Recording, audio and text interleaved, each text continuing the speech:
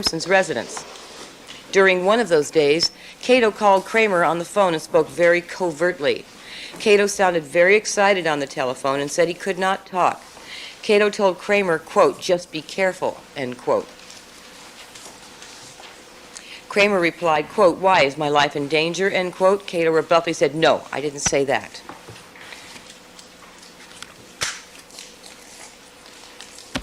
That's it. Exactly what there's more to it, but that's exactly what I cross-examined Cato about. Why don't we finish with more there, Our point is that I believe Ms. Clark tried to insinuate... Well, let me just see if there's more. Oh, thank you. Well, no, there's nothing on that. The rest of it goes on then.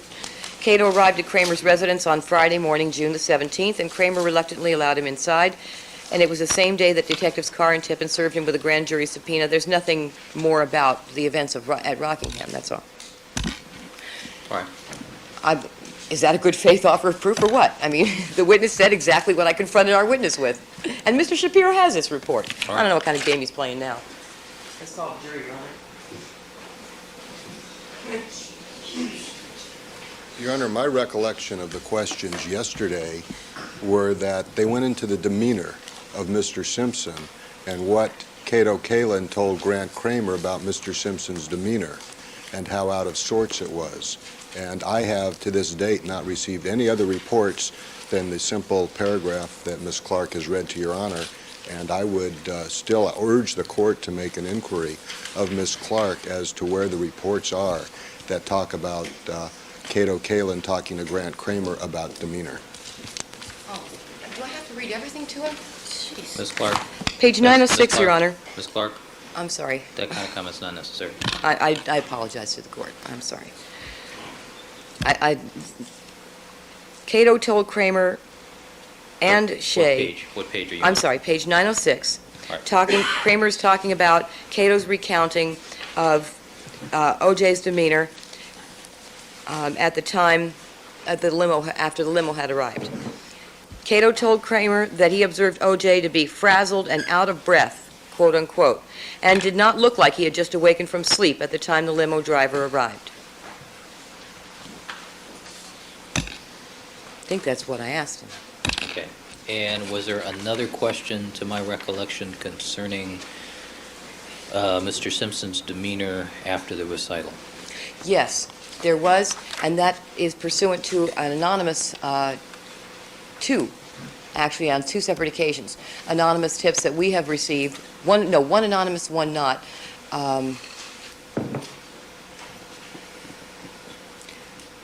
One from either an ex-girlfriend or the ex-wife of Cato Kalin on television, saying that he described the defendant's demeanor after the recital as being furious, angry, yelling, and shouting.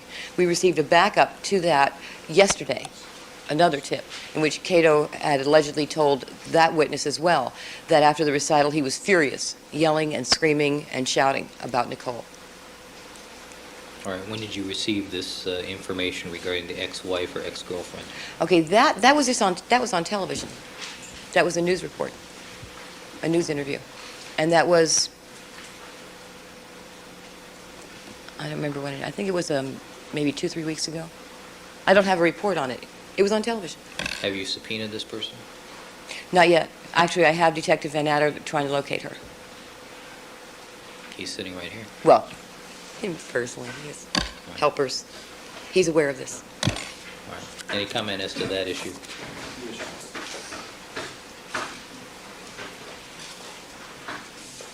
My understanding of the law in California is that good faith requires something more than tabloid television or tabloid newspapers to be able to ask questions on cross-examination in the way that they were asked yesterday.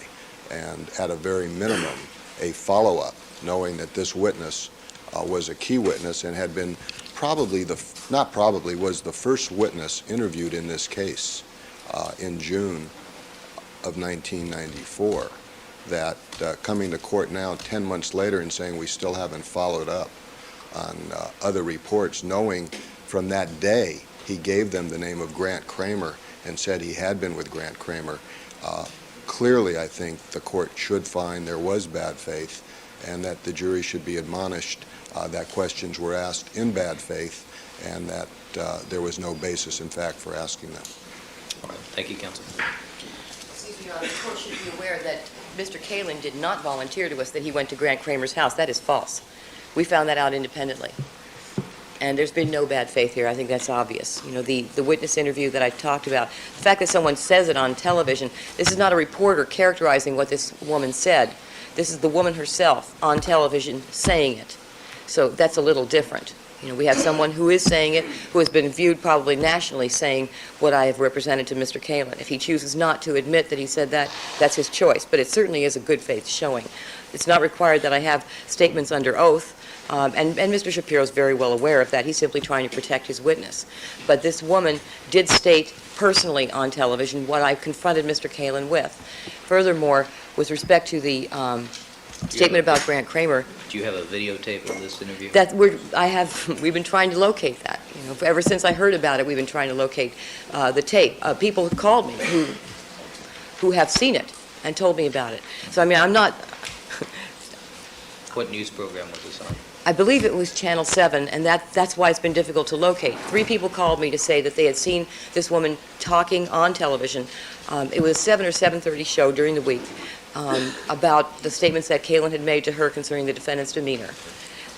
And we've been trying to locate the footage as well as the person. And Detective Van Etter can actually testify to the fact that I've requested him to locate this person, because I did immediately upon hearing that. But certainly I have enough for a good faith showing to ask Mr. Kalin about this and confront him with it. If he admits it, then fine. And if he doesn't, the witness will be produced. But in any case... I think he's already been confronted with those 2 issues, 3 issues, hasn't he? Right. All right. Well, and the court is aware of the fact that we are prepared to back it up. And Mr. Kalin did not volunteer his conversations with Grant Kramer. He never volunteered the name. We found that out on our own. All right. Thank you, counsel.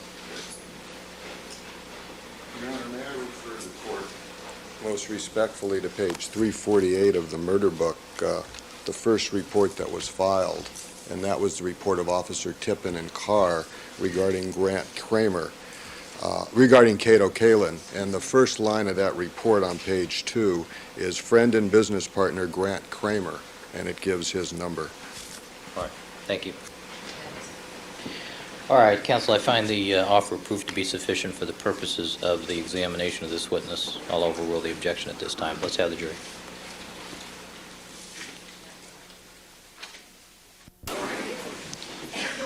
Mr. Kalin, would you please resume the witness stand, please?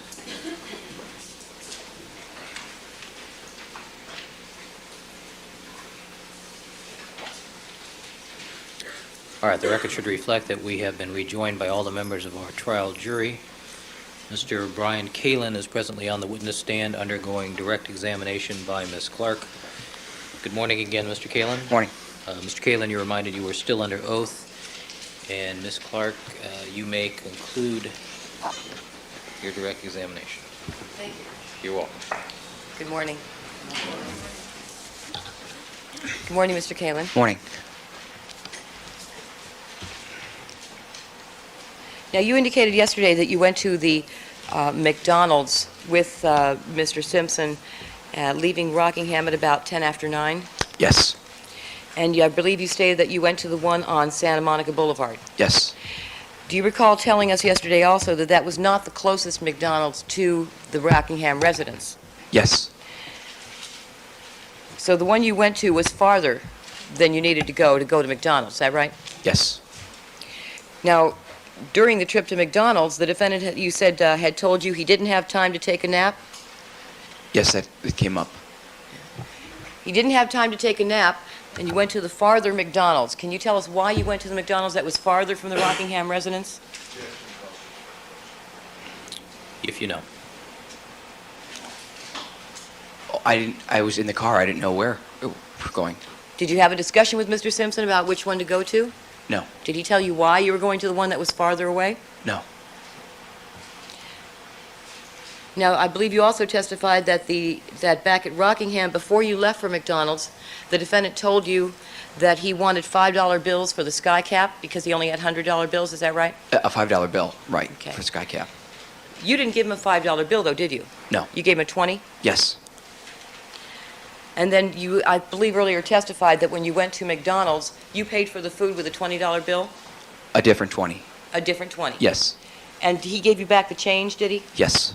He didn't keep a $5 bill for himself? No.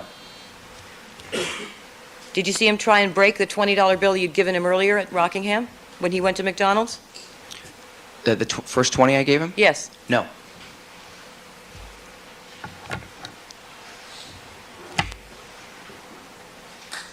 So after asking you for the $5 bill for a sky cap at Rockingham, you gave him a 20? Is that right? Yes. And he was at McDonald's, but he never tried to break it? No. And he never took the change from the 20 you paid for the food with? No.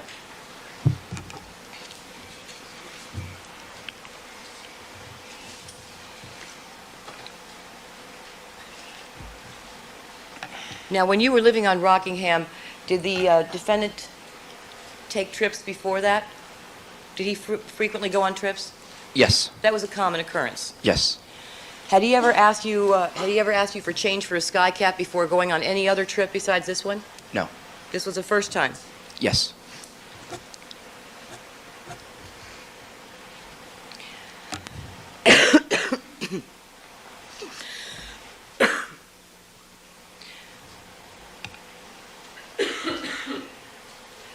At the time that you heard the 3 thumps, can you tell us whether or not your bathroom window was open?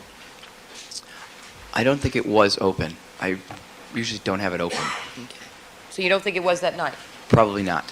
When you went out to the south pathway for the first time, what position was the first gate in? The first gate, I'm pretty sure it was in the position that I had to lean it against the tree. Was it open? It's broken. Was it open? No, I had to pick up and move it. Okay, so the gate was closed when you went to it, Right. and you moved it physically against Yes. the tree. Yes. Had you ever gone over to that area before? Yes. And was the gate open or closed? Usually the way it always is kind of, it's closed, but you know what I mean? It doesn't have a lot. You have to pick it up. So you'd have to pick it up, move it, and put it back. Okay. But it's not locked? No. Was it difficult to move? No.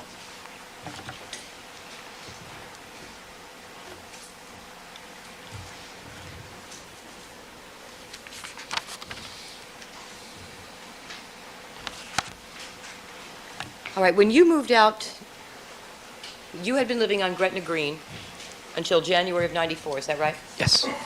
And then you moved out at some point in January to live at Rockingham, is that right? Yes.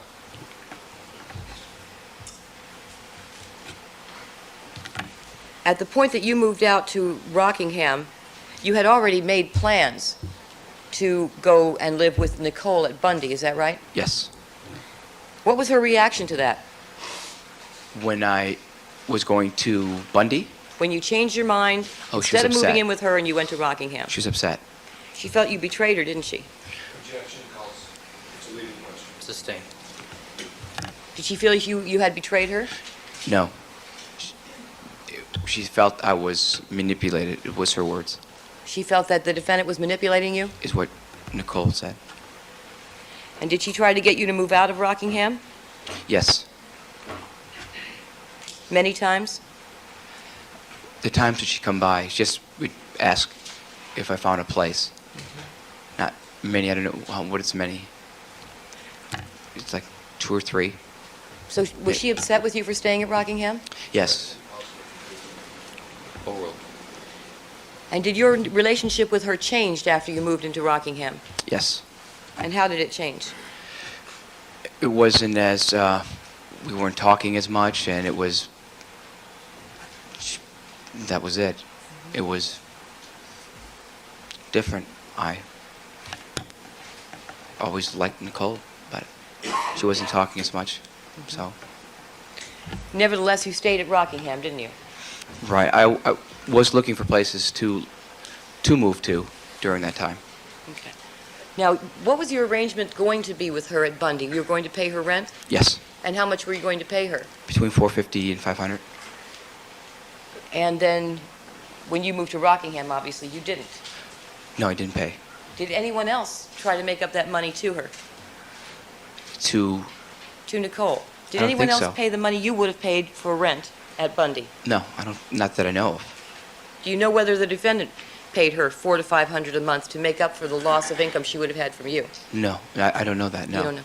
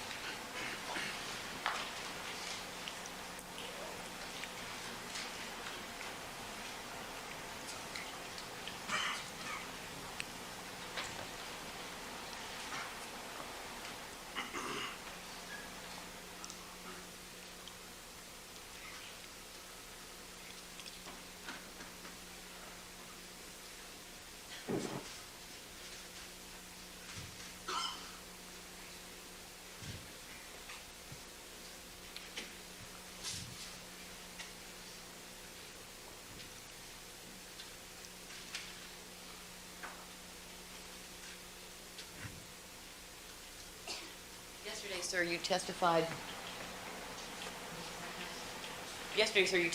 that the defendant did not want you to move into Bundy with Nicole. You recall? It was a choice, right? That basically not to. Did the defendant tell you he did not want you to move in with Nicole at Bundy? It wasn't those words, but it was basically not a right thing to do. And why did he tell you it was not the right thing to do? Just said that trying to work things out is probably not right to be in the same house. In the same, not a guest house, but in the house. Did he tell you he was afraid that you were going to have sex with Nicole? No. What words did he convey to you? Did you get that feeling? Well, I knew that I wasn't, so I never told him. He never asked me if I did, so I never. Nicole and I were friends. There was nothing. There wasn't a sexual relationship. We were friends, and it was friends with the children, and that was it. And what reason did the defendant give you? Well, I mean, I don't know. And You don't know? I mean, it could have been. I don't know, but he didn't say because you're going to have sex. And Mr. Kalin, did he tell you he was worried you were going to steal from her? No, I'm not saying that. I'm telling you the truth. He didn't say those words to me. What words did he say? That it wasn't right, probably, for you to be in the same house. That you're not in the guest house, you're in the same. It wasn't right because you were going to beat her children? You were going to steal from her? What? No, if was going to be romance, I don't know. I know there wasn't. You know there wasn't. What was Right. his feeling? It was never. I don't know his feelings. I know my feelings. What did he convey to you? That I should move out. That I should go there. I had a place for him. Would stay there. Because, Mr. Kalin, did he convey to you the feeling that he was worried about his wife's security in terms of being assaulted by you? No. That you were going to steal from her? No. That you were going to beat her children? No. No. Of course. No. What was the concern that he conveyed to you about your staying in the same place with her at Bundy? Well, I mean, it could be that, but I'm telling you that he didn't say I was going to have that. I'm just telling you the truth, and it was the feeling that maybe it could be thought that maybe I should go. That maybe he was thinking maybe Cato could be with Nicole, but I don't know. It never happened. So I'm not moved asking out. you if it ever happened, Mr. Kalin. I'm asking you what the defendant said to you. To move out, I had a move place out. at his place, right? Because you should not live with her under the same roof. Yes. And what reason was it that he gave you for that? I'm telling you that the reason was he didn't say because of having, romance with her. That didn't come up like that because I think it was a given that I wasn't. But he was saying it wasn't right for you to be a man-to-man thing where you are going to be in the same house with his children and Nicole. They're trying to work things out, so I moved out. And he never said, I don't like the idea of a man living under the same roof with Nicole? He never said that? That it wasn't right for me to be in the same house, a man in that same house with Nicole and the children. And what did you take that to mean, Mr. Kalin? I moved out. What did you take that to mean, Mr. Kalin? That it could possibly have been that he was thinking that I might be with Nicole. Sexually? Possibly that he was thinking that, yes. What else would you think as a result of that statement? Well, because I never did. I So I understand. didn't think Mr. that. Kalin, answer my question. Okay. What else would you have thought? Well, that it could have been that. Hold on. There's going to be an objection. It appears that What's the grounds? cross-examining improper questioning. Oh, That it possibly could have been that. Having a romance with her. I mean, Right. it could have been, that could have been in his mind. Yes. And I'm asking you if you got the impression it could have been anything else. What else? No, couldn't have been anything else. I'll show you a photograph that's been previously marked as People's 40B. two, please.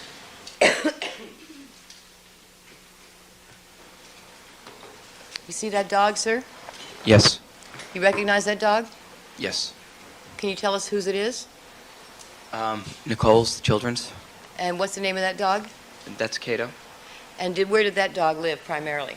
Primarily on Bundy. And was that the dog you referred to yesterday that also frequently visited at Rockingham? Yes. And that also spent the night at Rockingham on many occasions? Yes. Do you know how that dog happened to become called Cato? I believe the children named it Cato. And when was that? It was at the Gretna Green house when there was a puppy. When you were living there? Yes. And were you nicknamed Cato at that time as well? Yes.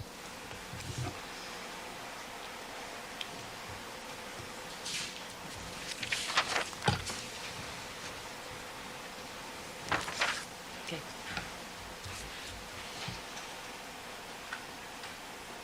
All right, I believe you indicated that when you left the house on Rockingham on June the 13th at 7:30, strike that. You indicated that a police officer escorted you out of Rockingham on the morning of June the 13th. You recall that? Overruled. Yes. And about what time was it when you left? It was about 7:30 a.m. And at the time that you left, you recall testifying yesterday that an officer steered you around some blood drops in the foyer. Yes. After you exited the foyer, did you walk out onto the driveway? Yes. And what did you see on the driveway when you left at 7:30 in the morning from Rockingham? There, Overruled. Has none. I saw the cardboard, the numbers. There was like more. Go ahead. Oh, there was the. You have card. It was like numbered pieces of cardboard. Numbered piece of cardboard on the driveway? Yes. People's 120C.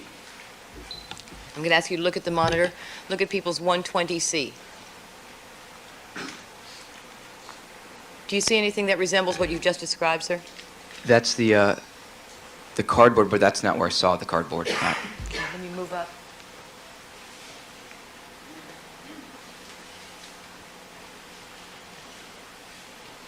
Uh, 120F.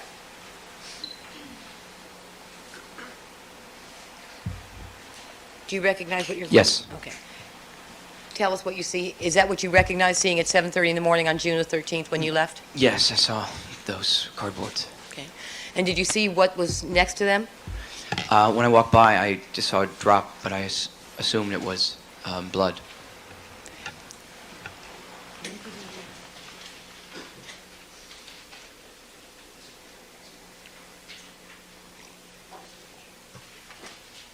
People's 120K. Okay. Can you see something there that you recall seeing at 7:30 in the morning when you left Rockingham? Yes. And That's Tell us the what it path- is. That's the path that I took out the Esquet's front door, and I walked out that way to Ashford Gate. Okay, and can you... Yeah, it's cardboard. Can you look at the screen? Right. The area I'm circling right there, is that the cardboard you saw Yes. with the blood drop next to it? Yes. Equals 120J. And I'm showing you again. Do you recall seeing that when you left the house at 7:30 in the morning? I don't remember that the number was that, but yes. All right, that driveway,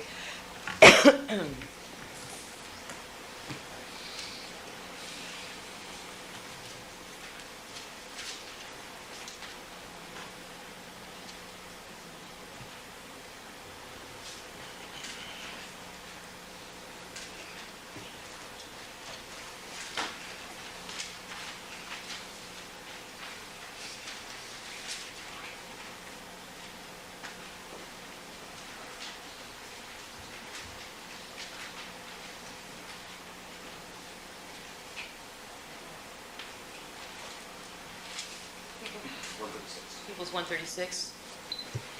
You indicated that you saw the knapsack, that small black knapsack behind the Bentley. Yes. Can you see on this photograph the area where you saw the knapsack on the night of June the 12th? No. Not in that photograph. Going to ask to...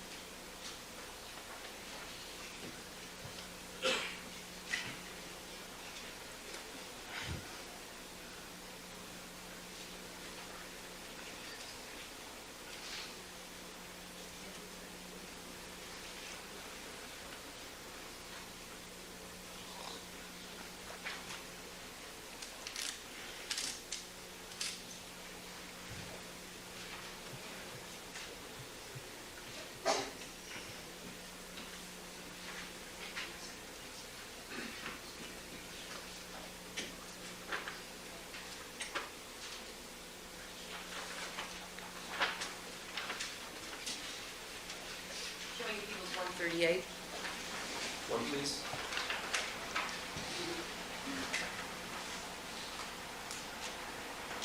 Go, Councilman.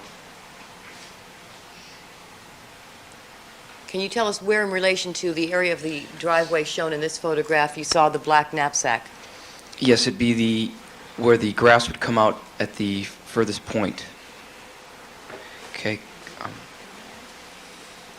Why don't you direct the arrow Okay. to the location? Red. Okay, down. Okay, go towards right about there. Now, if the Rolls Royce would be parked like right there would be the other jetty, so it was sticking out right about there. Is that the right spot then, where it is now? Go just about a little bit up. Okay, but more on it's cement. Go to back a little there. Right about there I saw. Okay.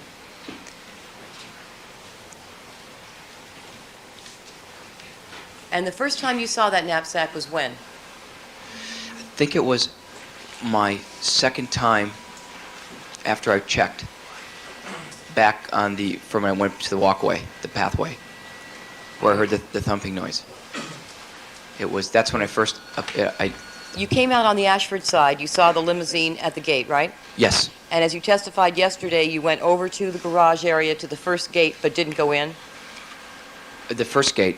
Yes. No, I went to the first gate. Right. When the second gate, I never went beyond. No, I'm talking about the first time you went out First there. time. Okay. Did you go past the first gate the first time you went out there? Yes, What did you do? You opened it? opened it and just went a few feet and that was it. Okay. And when you came back out, the limousine driver was still at the gate? Was at the gate, yes. And did you see the knapsack at that time? I don't remember seeing it that time.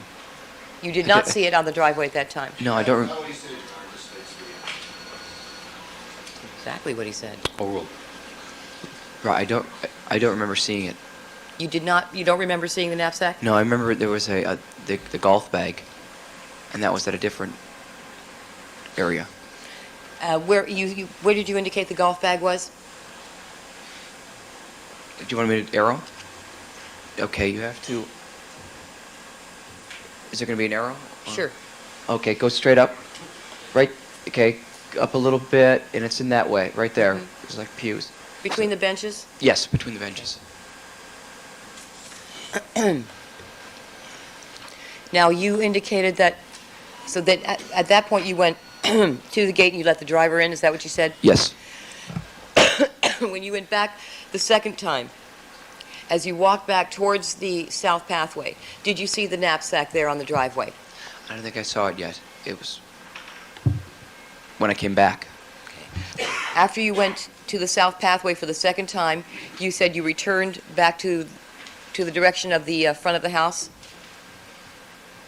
After coming back the second time? Yes. Yes. And is that when you saw the knapsack? Yes, I believe so. And that was the first time you'd ever seen that knapsack? Yes.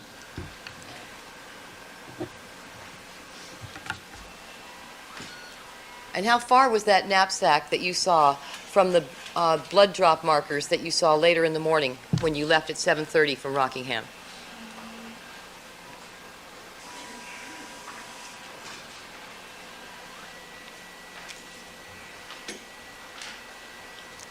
Which one? You mean number 8? That one? That one? Well, wait. Let me show you another photograph Okay. to help you out.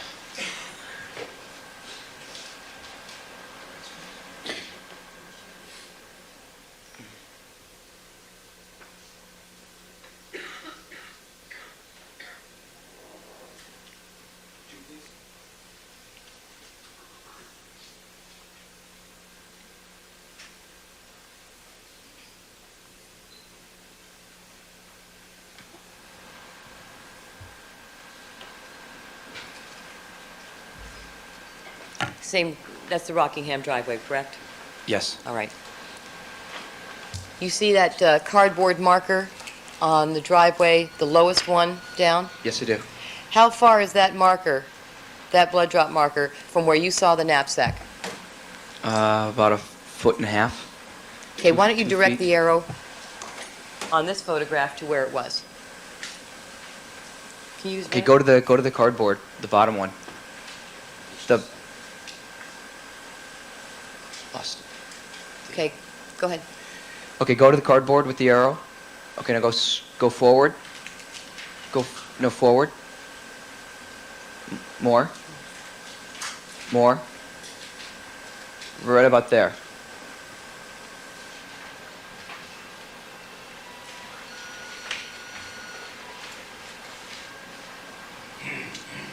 Which photograph is This is People's 120F. We asked this to be marked People's 120F1. this? 120F1. Now that knapsack, was that a duffel bag? A big duffel bag? No. Sustained. We've already asked him to describe the size.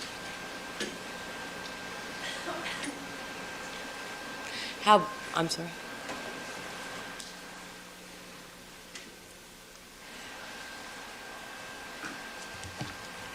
After you saw the duffel bag, after you saw that knapsack on the driveway in the position you've indicated here, sir, I think you indicated yesterday that you offered to get it and the defendant said, no, I'll get it. Is that right? Yes. Did you see him load any other bags into the limousine besides that one? I didn't. No, I didn't. Don't remember seeing any loading. It could have been he might have walked in with something when he left the trip, but I don't remember.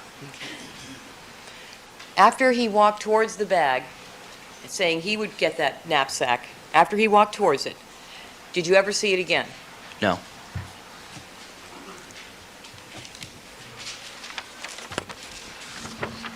Now, you stated that after you left at approximately 7:30, you went to the police station. Yes. At the time that you went to the police station, sir, were you aware of any evidence that had been found at the Rockingham address? Was I aware of evidence? You mean the markings? No? At the time you left Rockingham at 7:30, had anyone told you about a glove found back on the South Pathway? No. At the time that you spoke to the police and gave them that interview at the West LA station, had anyone told you about the glove that was found at Rockingham? No. At the time that you gave the statement to the police at the West LA station, did you believe that you would ever be called to testify for the prosecution in a case in which Mr. Simpson was a defendant? No. When you finished your interview with the police at the West LA station, you indicated to us yesterday that you went to Grant Kramer's house? Yes. Before you went to Grant Kramer's house, did you have a conversation with the police about where you should stay? Yes. And did they indicate to you that you should not go back to Rockingham? Sustained. Did they indicate anything to you about where you should or should not go? Yes. And what was that? They told me it's probably best not to go back. And when you were at Grant Kramer's house, you indicated to us yesterday you received a phone call in which you spoke to Howard Weitzman, Yes. Mr. Simpson's attorney. You recall that? Yes. Did he ask you about what happened when you went to the police station? That I had talked to the police and had an interview. Yes, and he asked you about that? Yes. Did he ask you what you told the police? Yes. Did he ask you what happened at the police station when you gave your interview? That I was in a room and gave an interview. And did you tell him what you told the police? Yes.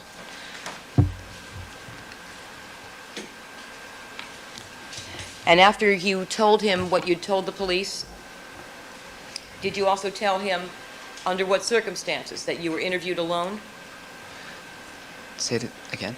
Did you tell him how long you spoke to the police, sir? Yes. And did you tell him that the police spoke to you alone in an interview room at the station? Yes.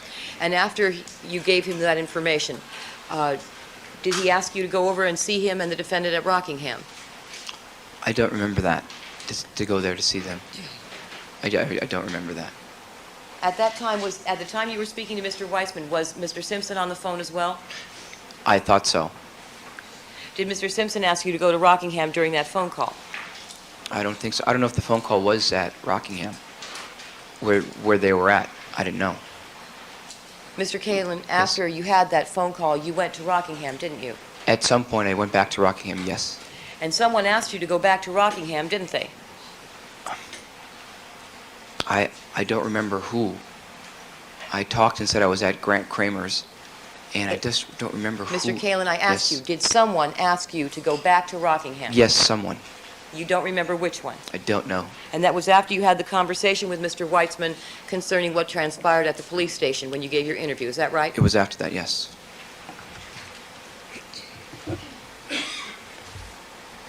And then on June the 13th, then when you went back to Rockingham later that day, who was there? There was a lot of people there. Some names that I remember. Who? Okay, there was Ron Shipp, Arnell and Jason, Jason's girlfriend. I think Al Collins was there. Mark Slotkin.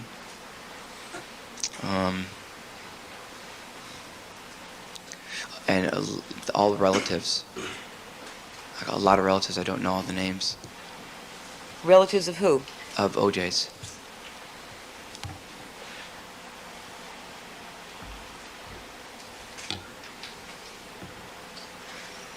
Was anyone there talking about Nicole?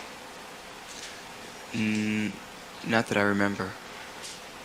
I think Arnell did. Anybody besides Arnell?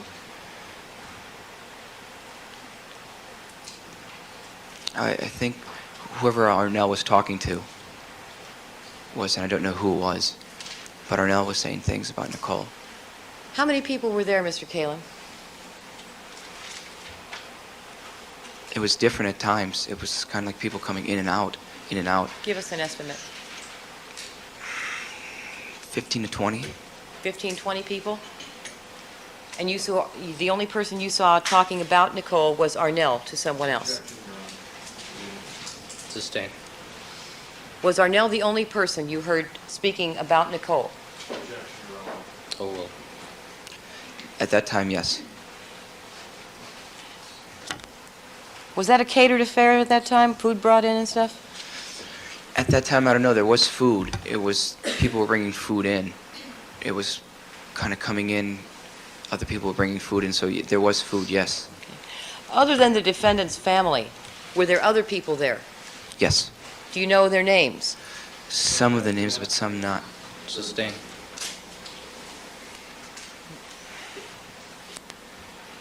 Who besides the defendant's family was there?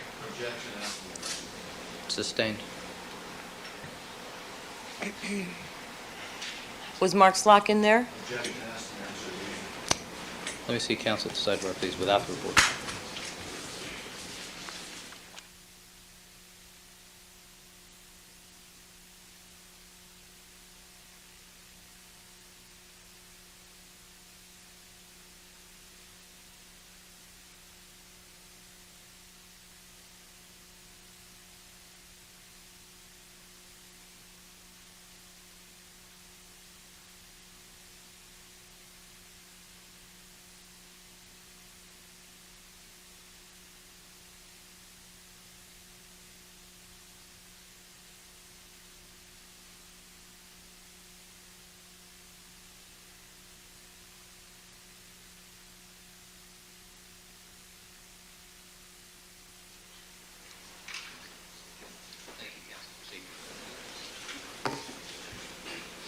Thank you, Your Honor.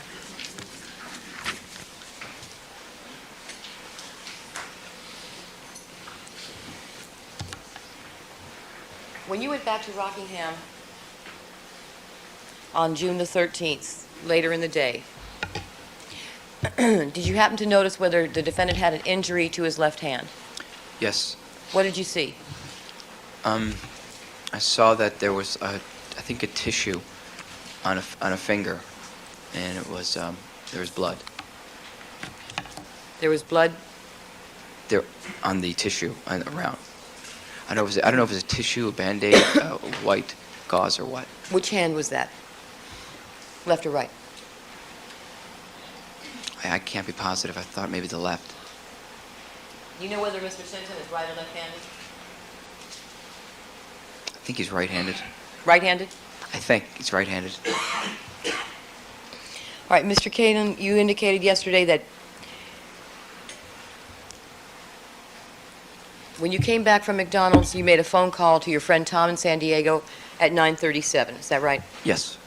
So you last saw the defendant standing by the Bentley at 9:35? Was that your testimony?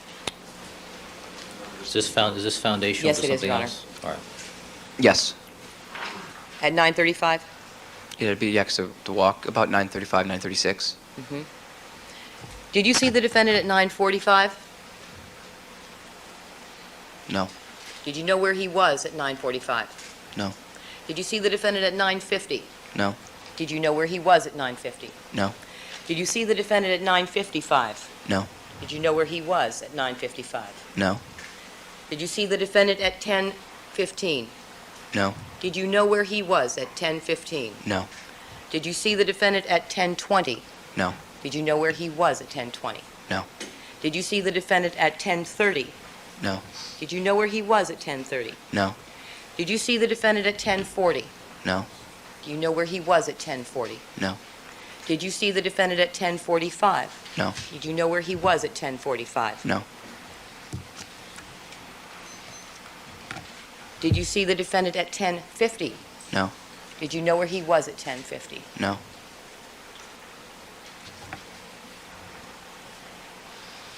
I have nothing further. Mr. Shapiro? Thank you very much, Your Honor.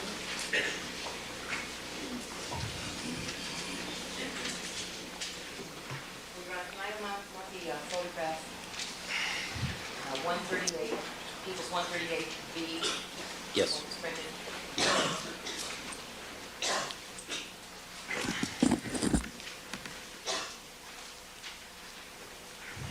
Good morning, ladies and gentlemen. Good morning, Mr. Kalin. Morning. How are you feeling today? Better. Better than when? 2 days ago. Good.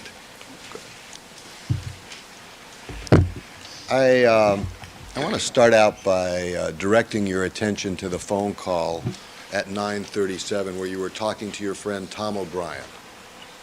Yes. How long have you known Tom O'Brien? Since 4th grade? And do you consider him one of your best friends? Yes. And is he the person who came and helped you move your property out of the Simpson residence? Yes. And is he a person that you still maintain a close relationship with? Yes. And have you talked to him about your testimony in this case? No. Have you talked to him about being a witness in this case? About me being a witness? Yeah, that you were Oh, yeah, gonna- he knew I was a witness, yes. And what does he do for a living? He was, right now, what does he do? What was he doing then? He was a DA in San Diego. And how long was he a DA in San Diego? He was, I think he had just started. Maybe a year? I don't know the exact, I don't know how long. Did he give you any advice about your testimony, about telling the truth? No. I mean, tell the truth, he didn't say it. I mean, he knows I was to tell the truth. Now, your relationship with Nicole Brown Simpson began in early 1992 Yes. and continued on some basis until her death in 1994. Yes. Would you describe that as a friendly relationship? Yes. Was she somebody you cared for? Yes. Were her children and OJ's children children that you cared for? Yes. Not in a sense that you were their caretaker, but that you had feelings for them. Yes. And were you in a position to judge how O.J. Simpson reacted towards his children, To, Justin and Sydney? but to do what, though? How O.J. Simpson was towards his children? Oh, good. Very good. Was he a loving father? Yes. Overruled. Is he a caring father? Yes. And you'd say the same for Nicole as a mother? Yes. And that during the period of time when you first met Nicole, she was divorced from O.J. Simpson, Yes. and she was dating other men. Yes. Was that a frequent occurrence, to your knowledge? Your Honor, objection. Overruled. She'd go out. I don't know if it was dating, men, like I have a date tonight, that sort of thing. She'd go out with her friends. And would O.J. come over to the Gretna Green house and visit the children? Yes. And was he aware that she was dating other men? Yes. And did he ever voice any concerns about that? No. Did he ever show any anger or being upset at the fact that she was dating other men? No.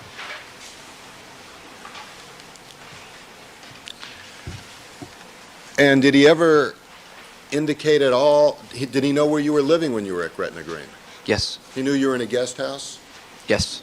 And so the jury understands this. This is a part that is totally separate from the main house? The Gretna Green, yes. Would, Sep- would, separate. would you describe the facility there? Of the guest house? Yes.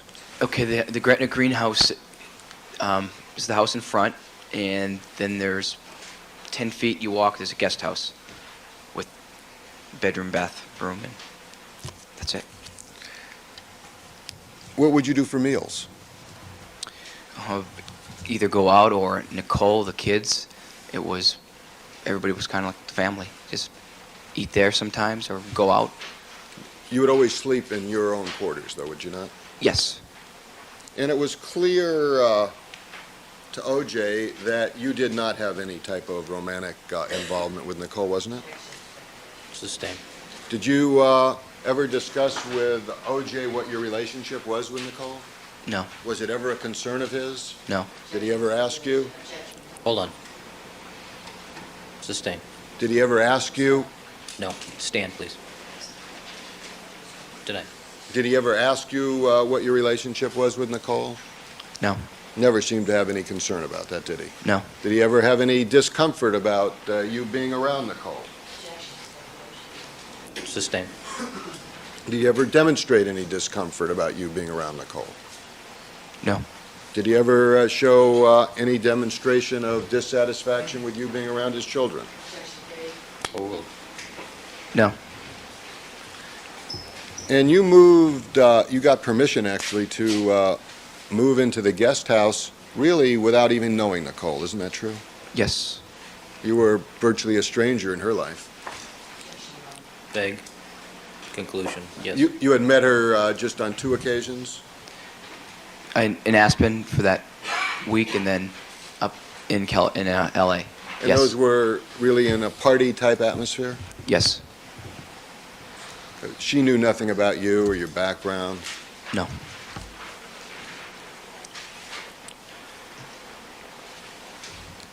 And during the first 2 months that you were there, you didn't pay any rent to her, did you? No, I was doing sitting honors, and she never asked for anything. So Did it she? was, you really never had any formal arrangements with Nicole, did you? Not a rental agreement, no. And you never had any formal arrangements as to what you were going to do to help out around the house At at Gretna Green? whenever she said something, we just would do. But there was Not- no, Oh no, it wasn't like, Cato, you have to do this. no formal understanding? Right.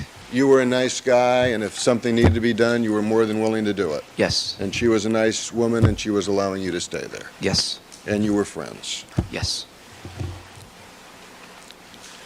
And at some point in time, did you have some disagreements with Nicole while you were at Gretna Green?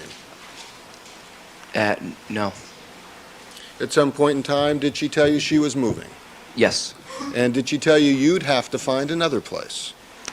Yes, at one time. And did you start to look for another place? Yes. And then she found the place on Bundy. No, there's. Go ahead. Oh. If I'm mistaken, tell me. Then another time, then she wanted to. There was at different times and months where she wanted me to move in again. Then she goes, when she wrote me a little letter, said it was another house that she looked at. It was kind of back and forth, wasn't it, as to whether you were going to go with her and not go with her? Yeah, at one point, yes. And she didn't know where she was going, did she? Yes. And she didn't know what she was going to be doing with her life.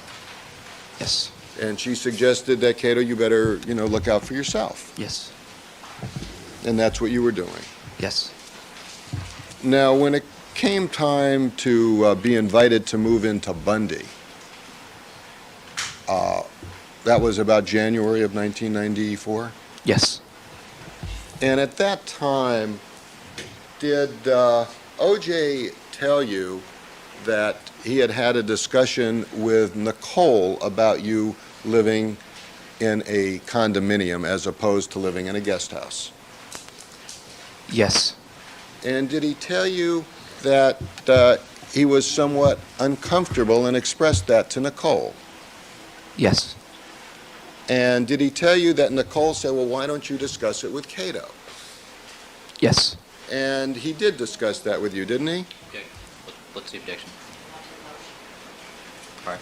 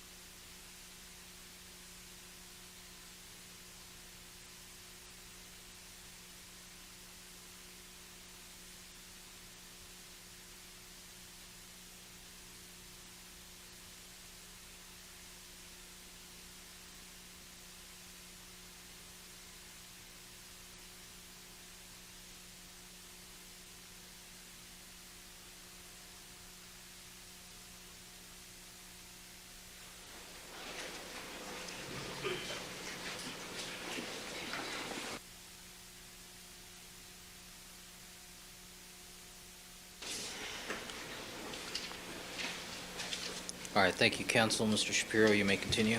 Yes. You need a minute here for some water? A little water. Thank you. Thanks. You all right? You want to just take a drink here?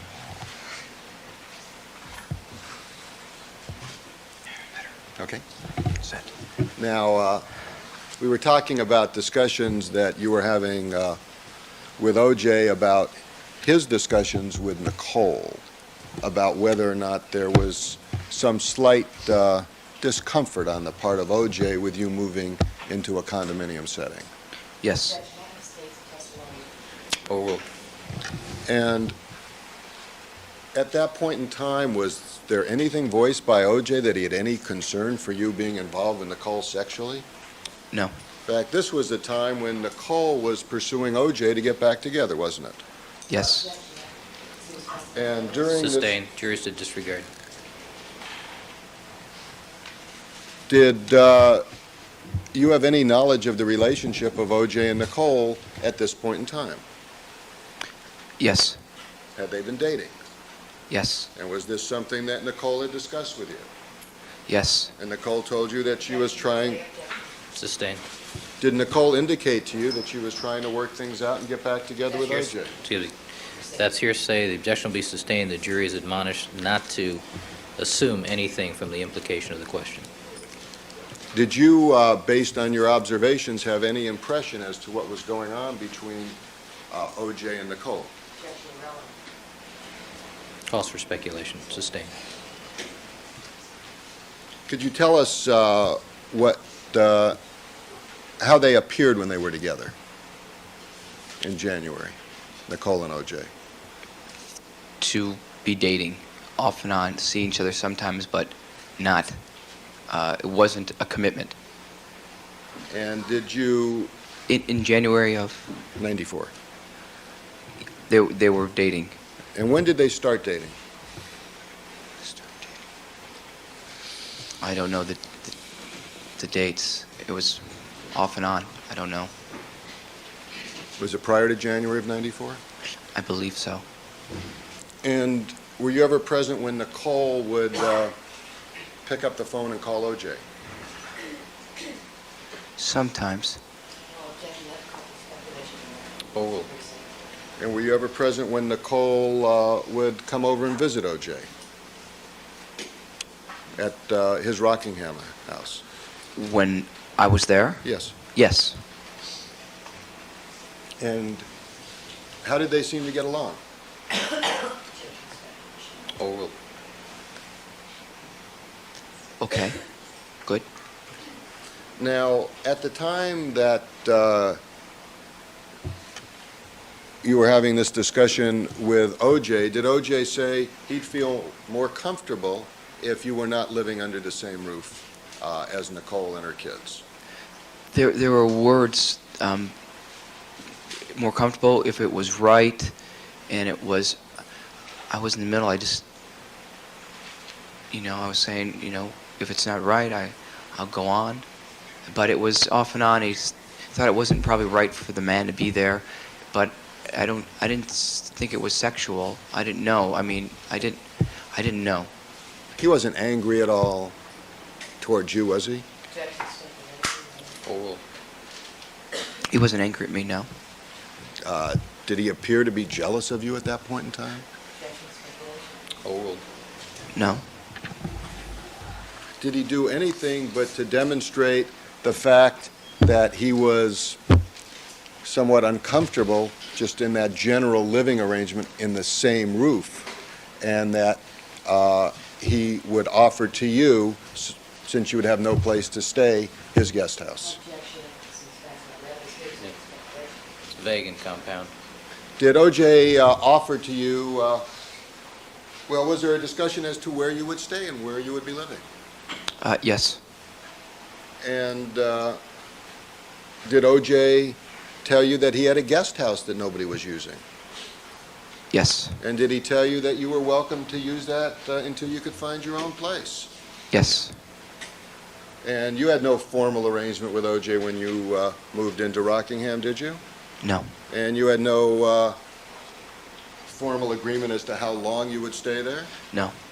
But you understood it was temporary and that it was going to be just a place where you could stay until you found your own place. When he was going to, right, would tell me when to go. And you would know when it was time to go. Yes. Now, during this point in time, did there ever become a situation that you were aware of involving Nicole and a maid named Michelle? Yes. And Seize the scope. may I be heard, Your Honor? Yes, let the reporter, please. Maybe we can hold this to the recess, and All I'll right. come back to this if you don't, with the court's permission. Did Nicole visit O.J. while you were living at Rockingham? Yes. Did you ever see O.J. in any way be physical towards Nicole during the entire time you knew Nicole Simpson? No.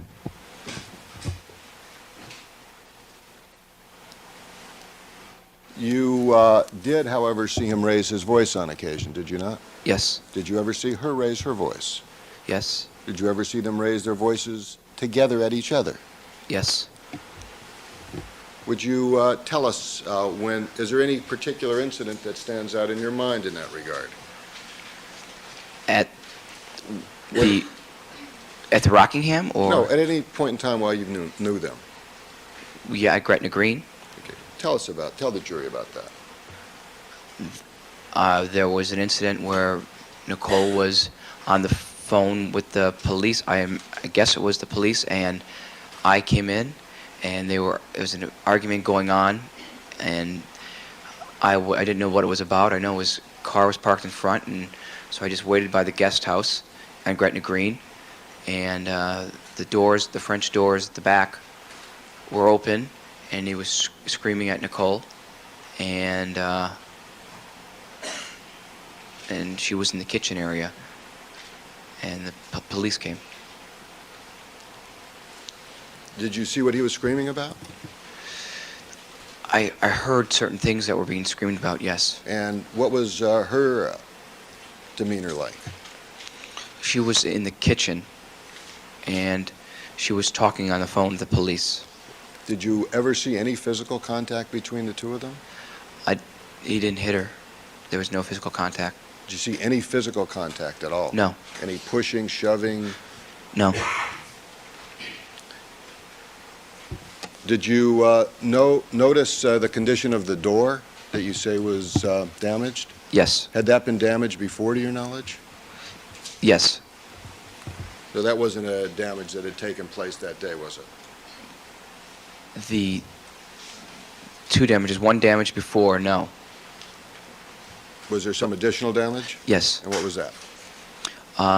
There's a lock that's in the door, and with the French doors, the lock, there's a piece of wood, and if it gets broken open, the wood broke, and I had to hammer it all shut at the end of the night.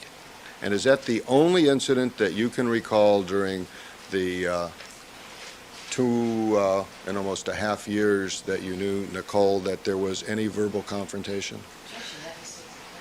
Sustained. For first question.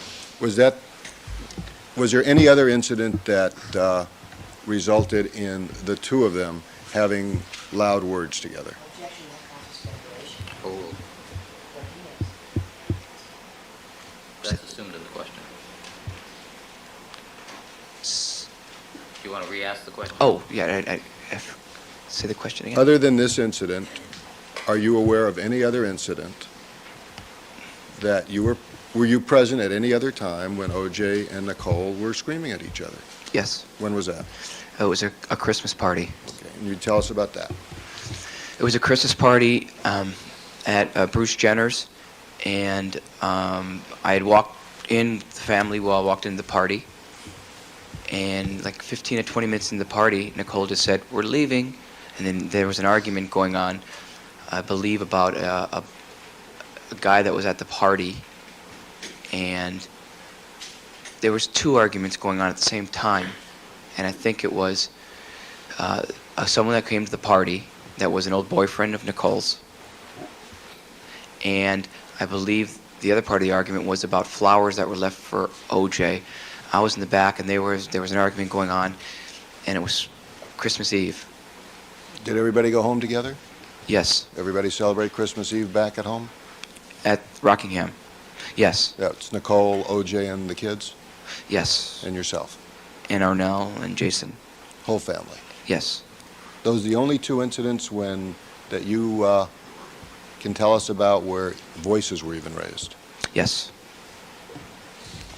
Did you ever see Nicole on her own demonstrate anger?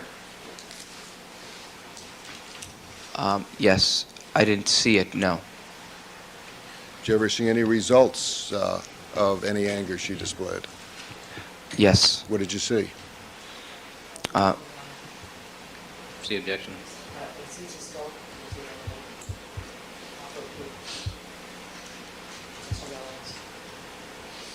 It's also speculation at this point, without further foundation. Perhaps we can discuss this also, Your Honor, later.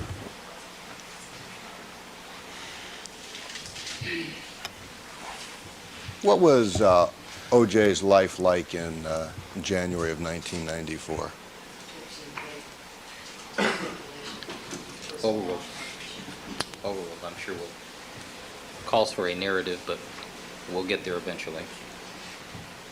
Mr. Shapiro. Can you tell us what O.J.'s life was like in January of 1994? Golfing. What time in the morning or afternoon? Usually, like, probably very early 6. I imagine I wasn't up. And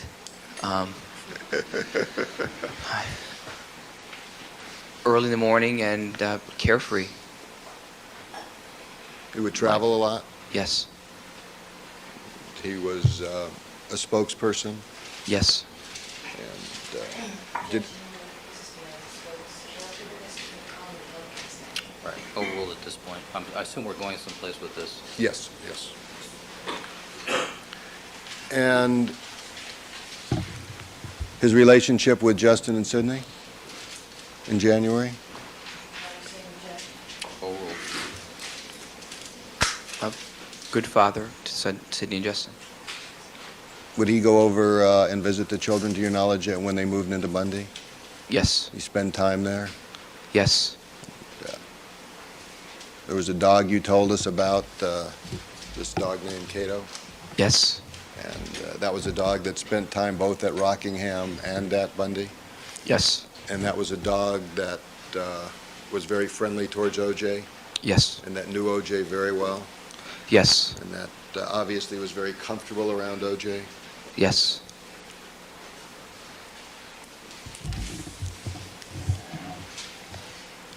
It would not be unusual for O.J. to go over to Bundy, would it? No. That's where he would pick up and drop off the children? Yes, He'd also go and play with the children there? yes,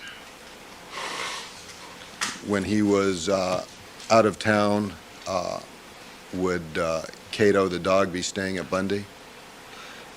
yes, And when he was in town, would Cato, the dog, spend time at Rockingham? yes, off and on. Was this a trained animal, to your knowledge? No. You mean by a trainer? Yes. No. Would it obey commands? No.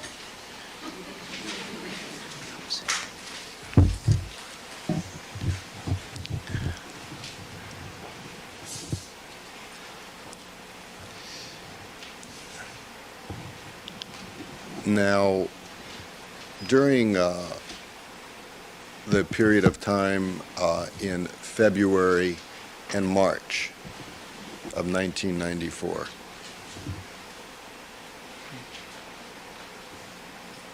were O.J. and Nicole still dating, and was she still trying to get back together with him?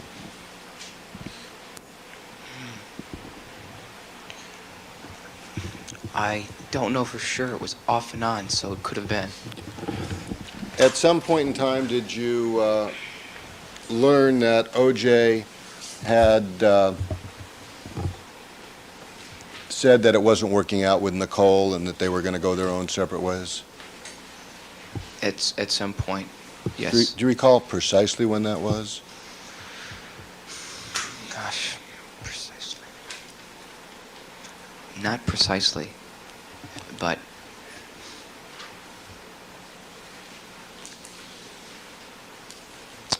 it could have been March, but I can't give you a date. And you recall at that point in time, he had developed a romantic interest with a woman named Paula Barbieri. Yes, he was dating a Paula. And Barbieri. he told you he found her very, very attractive. Sustained. Did they seem to have a good relationship? Overruled. Overruled. Yes, Did you see them together? yes, Did they become boyfriend and girlfriend? yes, Was he content with being with Paula Barbieri? Sustained. Did he appear to be content? Sustained. Did he express to you his satisfaction with his girlfriend? Sustained. That's not what he said.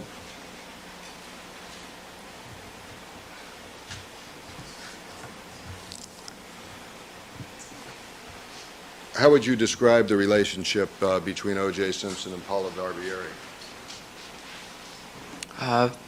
they were a couple that went to events together and dated, had dinners. She'd come by. Now, your relationship with O.J., you said, was as a friend. Were you part of his day-to-day life? No, Would you talk to him on a day-to-day basis? no, Did you know his comings and goings?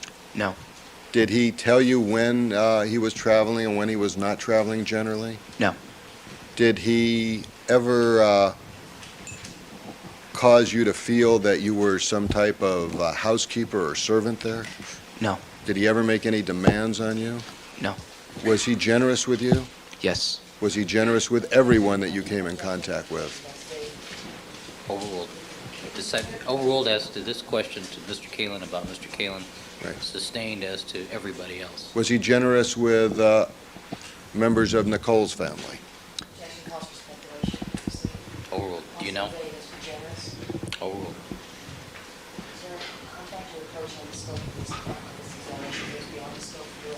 All right. We'll take a recess at this time in any event. All right, ladies and gentlemen, we're going to take our first break for the morning. Please remember my address. Let's have the juries, please. I'm sorry. I haven't had a chance to read them through.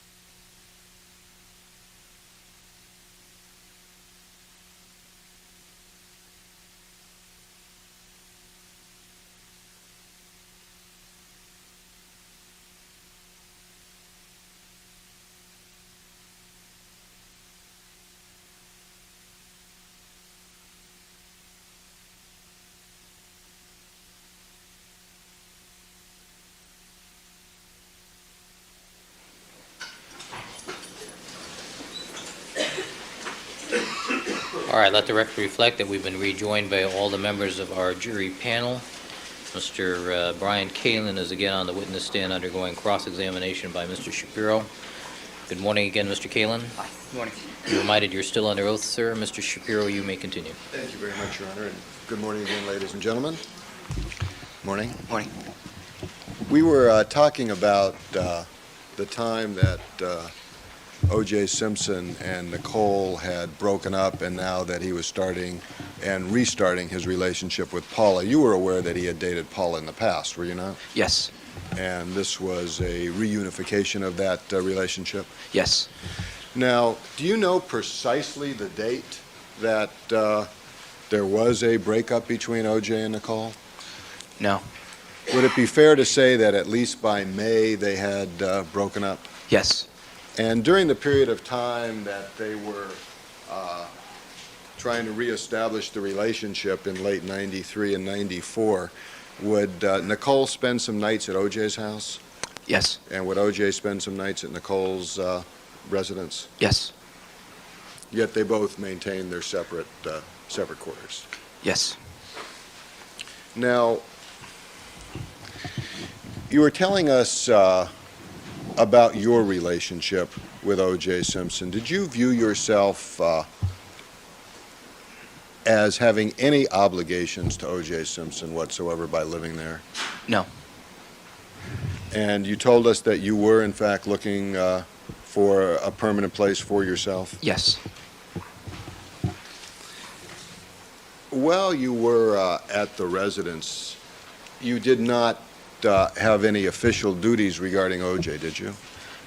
I did not have, right. Is there anything that you would do for him voluntarily? Yes. What would you do? If the dogs needed to be fed, if they're both there, I'd feed them. That's Chachi and Chachi and if Cato was there, I'd feed them. There wasn't anything really. I didn't clean the pool or anything. And what about if Nicole needed help? Didn't O.J. tell you that if she needed anything, just do what you would ordinarily do for her? Yeah, if she asked me for help, I'd help. But you were not aware of his comings and goings at all, either during the week or on the weekends, were you? No. And it was only on specific times when you would be doing something that might be directly or invited to be with O.J. that you would know his whereabouts. Oh, if you told me, yes. So you wouldn't be generally aware at any point in time where he was or what he was doing. Correct. And if during his frequent travels, was it your responsibility to call a limousine for him? No. Was it your responsibility to load the car for him? No. And he doesn't have servants around to do that, does he? No. He likes to do things himself. Existing. Does he generally like to do things himself, or does he rely on others to, well, let me, It's kind of vague, too. yeah, Things- I'll try to narrow it down. Thank you very much, Your Honor. Are you aware of his habits regarding maintaining his clothing? They were nice clothes. They were, you mean pressed and... Is he neat? Is he organized? Yes. Does he take care of his own clothes, hang them up, put things away, like to have things, like to keep his house in order? Yes. Is he a meticulous type of person? Very neat. What about his personal grooming habits? Always looked well groomed. Now, you're an athlete, are you not? Thanks. Yeah. I don't know. I'm not. Not. Are you an athlete? I mean, I can play sports, but I'm not a professional. No. Right. You didn't win the Heisman Trophy, No, I didn't. but you do play sports, and you play basketball, Yes. you told us, and you jog. Yes. Did you ever jog with O.J.? No. And was that because of his physical condition? I never. I just would jog on my own. What about play basketball? You ever play basketball with him? In a video, we did. Just when he had to make a basket shot? Yes. It wasn't a one-on-one game or No, there's 3 people. 4 on. It was 2-on-2, 4 altogether. And was that a competitive game or just a setup for the commercial? It was set up. And did you participate in any sporting events with O.J.? No. You're aware that he was a golfer, Yes. had lots of golf clubs, Yes. lots of golf balls, Yes. and periodically he'd go to his front lawn and chip balls. I guess I didn't see him chipping. Did you ever see? Oh. He just said he never saw him chipping. I know he golfed a lot. Did you ever see him swinging clubs? Yes. Is that something you generally do? Yes, and he'd do the motion in the kitchen, the whole... Did you ever see him on the front lawn swinging clubs and hitting balls a short distance? Yes. He did it even for the video, too. And did he have bags of golf balls that he would practice with? Yeah, I imagine. I didn't see, but yeah, he was hitting balls on that when I saw that. And But there were balls in the garage, I think. did you ever see balls in relationship to a bag that was similar to the bag you saw in the driveway on June the 12th?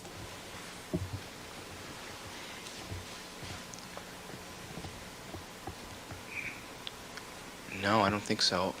I don't remember seeing that. I think there were balls in the garage, kind of just balls that were there. Was the bag you described like a small athletic bag that could contain golf balls and tees, accoutrements for golf? Sustained.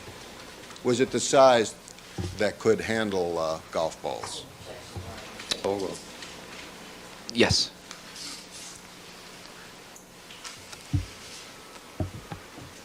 Did you see O.J. The week prior to June the 12th? Yes. Could you tell us and tell the jury about that? The week prior was a pediatric AIDS event, and I went with O.J. to that.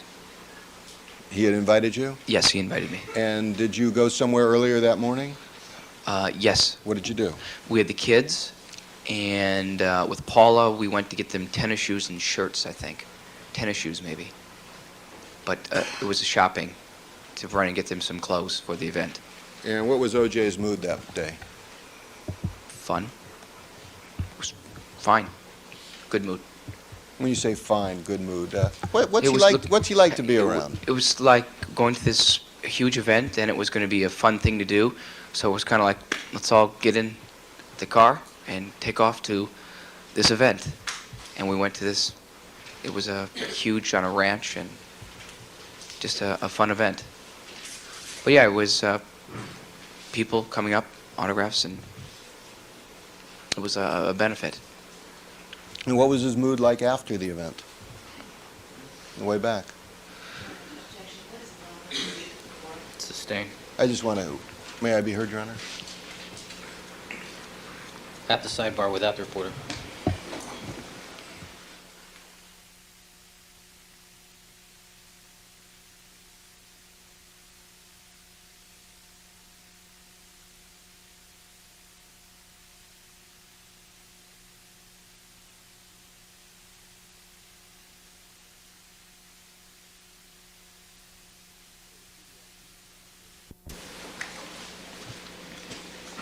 All right, thank you, counsel. You may continue. And for the pediatric AIDS,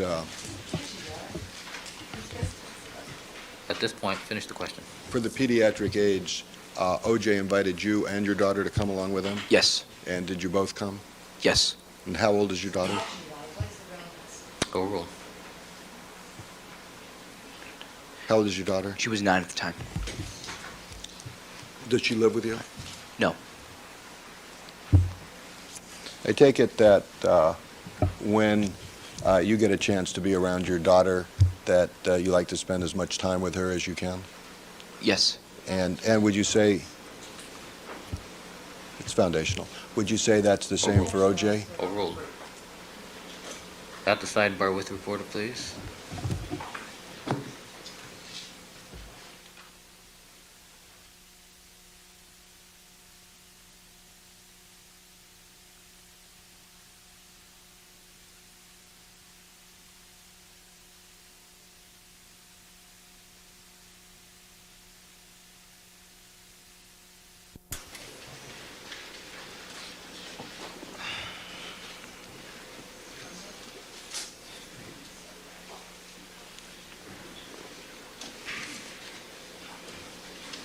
Thank you, counsel. Proceed. Thank you. I want to digress just for a moment. There was a lot of questions asked about people you talked to prior to testifying in this case. And I'd Yes. like to take a few moments to review that with you.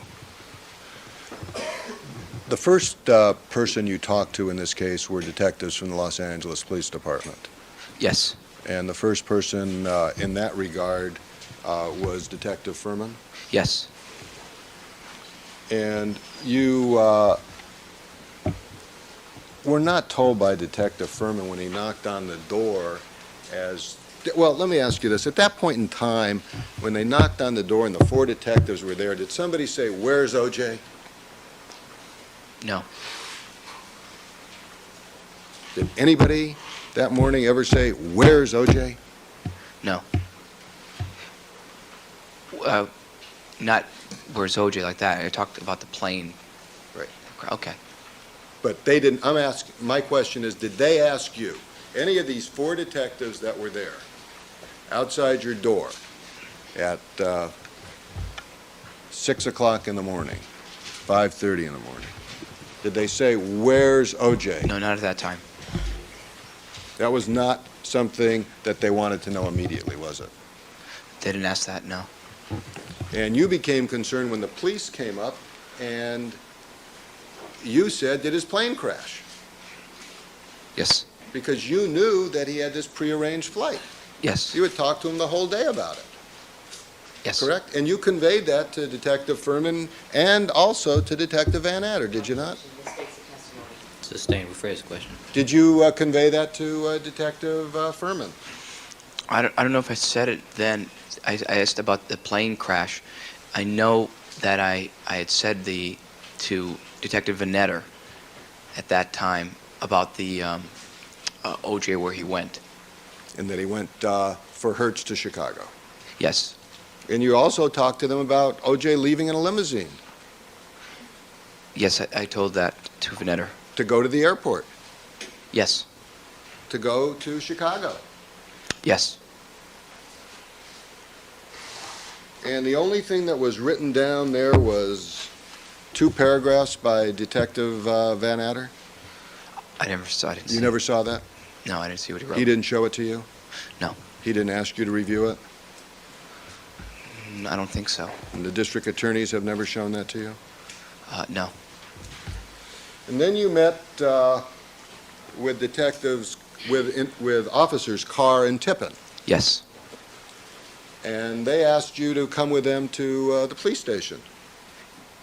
No, they were there. Someone else took me there. Someone took you to the Someone police took station me to the meet police them. station, and they ended up. I was in a room. They were there. And you were there for a long time, weren't you? Yes. How many hours were you there? It was about 7:30, 8 o'clock until I think 3:40, 4 o'clock. It was a long time. Let's figure it out. Like 7, 8 hours. Did they give you anything to eat? They offered me food, but I didn't eat. You didn't eat. No, I didn't. Wasn't hungry. And did they talk to you during this period of time? Yes. Did they have a tape recorder on to record a statement from you? No. And did you tell them what you remembered about your day with O.J. Simpson on the 12th? Yes. Were you honest with them? Yes. Were you I was- straightforward with them? Yeah, I was pretty hyper, and I was telling him everything I knew. And they took a report? They Yes, took notes? They took notes. And then they wrote a formal report and typed it up? Yes. And they picked you up and took you downtown to testify before a grand jury? Yes. And they gave you that formal report to read? Yes. And you found mistakes in that report, didn't you? Yes. Then you came down to the grand jury. Yes. Did you talk to anybody before you went before the grand jury? No. And were you questioned by lawyers from the district attorney's office in the grand jury? Before? Well, before you went into the grand jury room? Yes. Were you questioned by lawyers for the district attorney's Yes. office? What lawyers were you questioned by? Marcia Clark and who's the other? David Kahn? David Kahn. I think that was it for the district attorneys. But Tippin and Carr were in there too. And how long did they question you? I don't know what time. I got down there. I think I was supposed to be on at 1 o'clock, and I got down there I think at like 10:30. And I think then I had a lawyer show up, so I'd say about 2 hours. Did they I tape don't know the record? exact time, but I think around there. Did they tape record that conversation? No. Then you testified before the grand jury? Not that day. I mean, I went in, but then I had a lawyer that showed up. And you came back another day to testify before the grand jury? Yes. Did you talk to any lawyers from the district attorney's office before you went to the grand jury? Not after that. And Mr. Khan asked you questions before the grand jury? Yes. And Ms. Clark asked you questions before the grand jury? Yes. And you answered all those questions truthfully? Well, I was saying that Your Honor, I'd like to approach. Is that an objection? Yes, it's an objection. All right, with the reporter, please.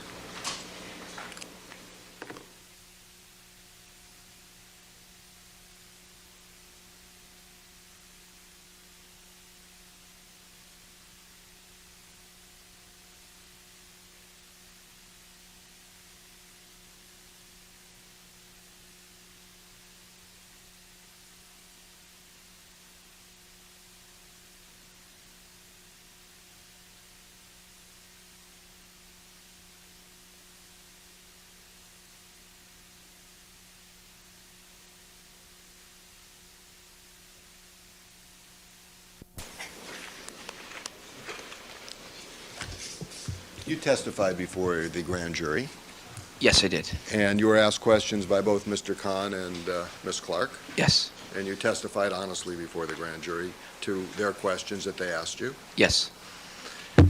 And have you reviewed that testimony before the grand jury? Yes. And was it accurate? Yes. And at some time later, did you then again meet with the district attorney's office and Yep. representatives of their office? Yes. When did you meet with them? I don't know the dates, but Approximately. I think before I think before the preliminaries hearings. Who did you talk to? It was Marshall Clark, and I thought I think William Hodgman might have been in there too. I'm not positive. Was that interview tape recorded? No. Was a report written of that interview? Oh, notes? Did I get? Yeah. No. Did you sign any statement as a result of that interview? No. Did you meet with them again? Yes. When's the next time you met with them? After that, it was, I think, a month ago Where was that? here at the in Marshall Clark's office. Okay. And who was present at that time? Marshall Clark and my William Janego, who was with me, and he was also there the other time. I didn't mention William Janego, and someone Hank.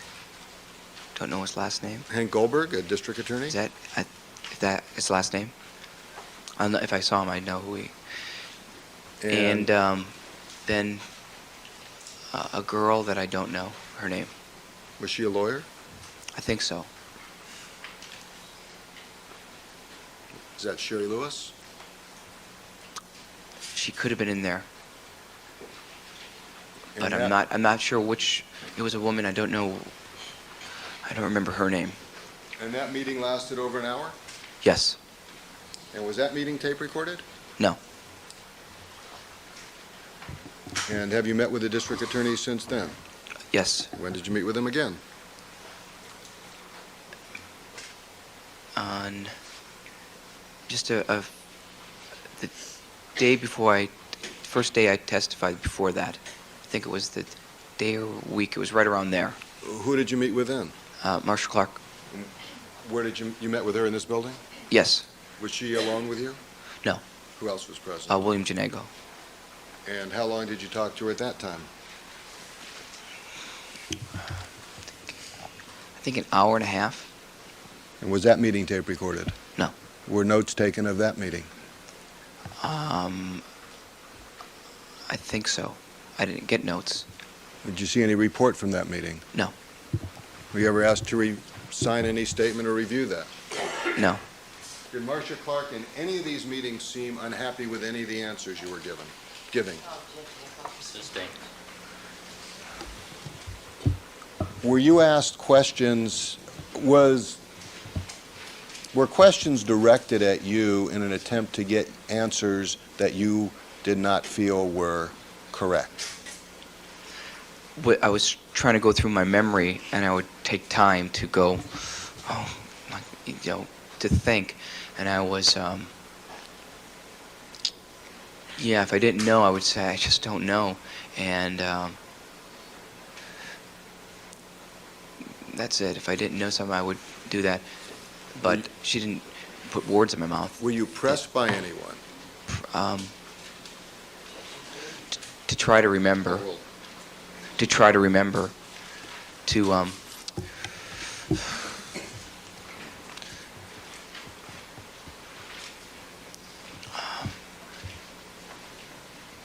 I don't know. I didn't want to be there for a long time. I mean, it was not fun. So it wasn't, I don't know if pressed.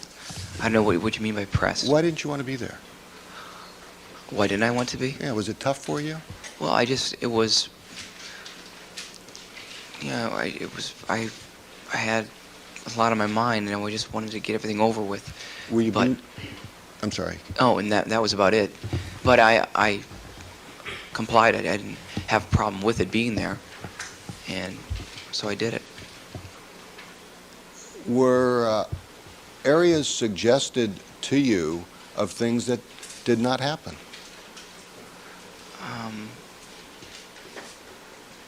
No. No, it was my memory going through. But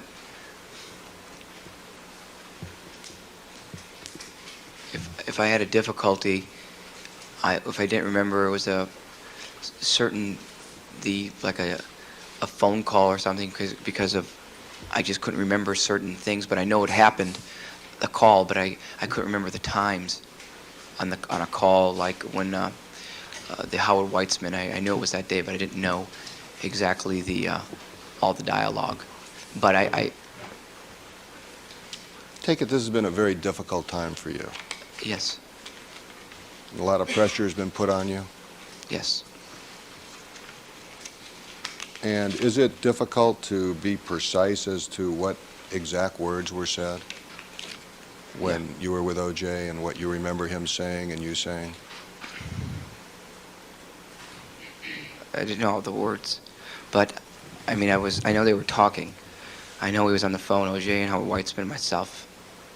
And it's also a very emotional time for you because one of your dear friends had been murdered. Yes, Is that true? yes, And you've done the best you can to try to recollect what took place, but you can't be absolutely certain of everything you testified to, can you? well, I've been honest in everything I remember, and I answered that way. To the best of your ability. Yes.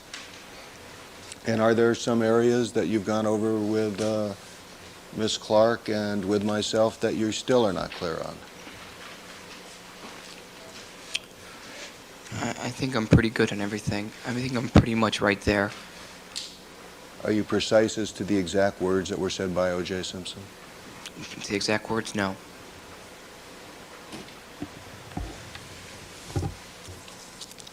I want to direct your attention to the day of June 12th.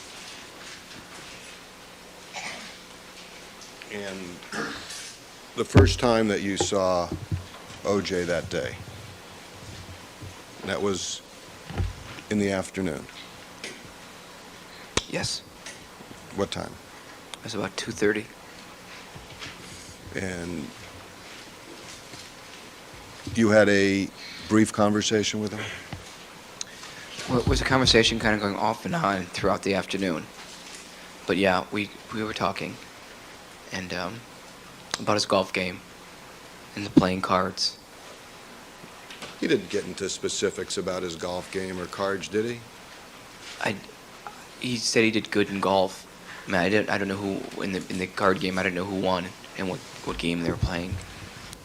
He didn't specifically discuss with you anything that took place in golf other than he played golf and had a good game. Yes.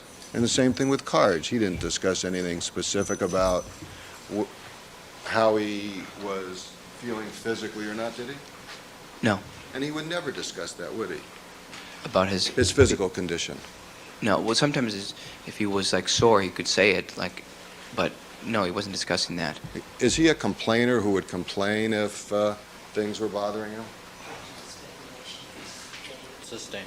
Did he physically complain? Did he complain to you about any physical injuries? Well, not like, as in passing time, maybe I don't know the date. Sometimes he might go, oh, my knees, but something like that. What would he say about his knees?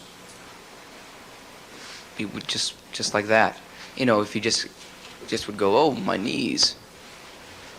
Meaning I think maybe he had like from football, but he was just saying, oh, my knees. But he wasn't complaining. He wasn't.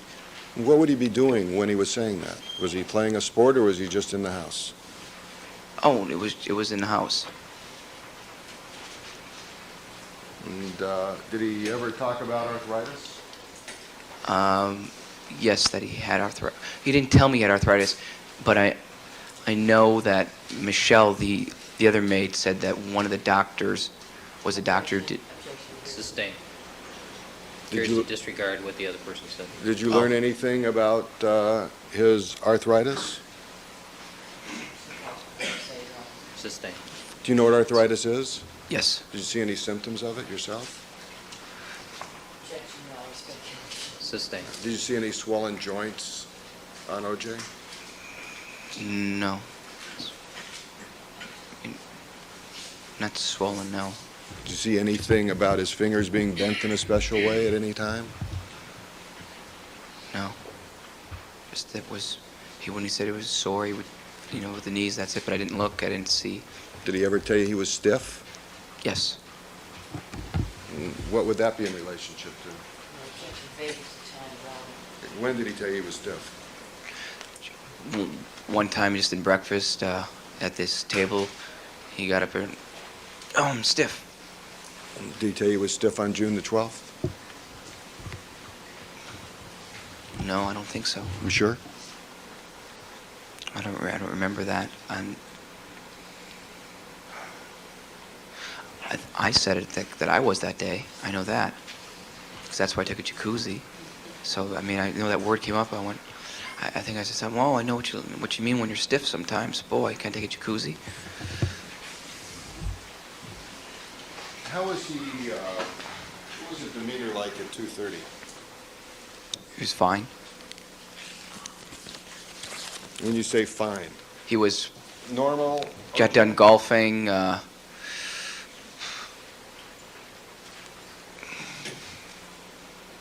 Like you are now, I guess. Normal conversation. He didn't seem angry? No, Didn't seem agitated? no, He didn't seem depressed? no, Didn't seem despondent? no, He didn't seem preoccupied? no. I think he mentioned the trip was coming up. In regard to the trip, it was that he just wasn't looking forward to that trip, right? Yes, That his work schedule required him to go on these overnight trips that were really not a lot of fun for him. right.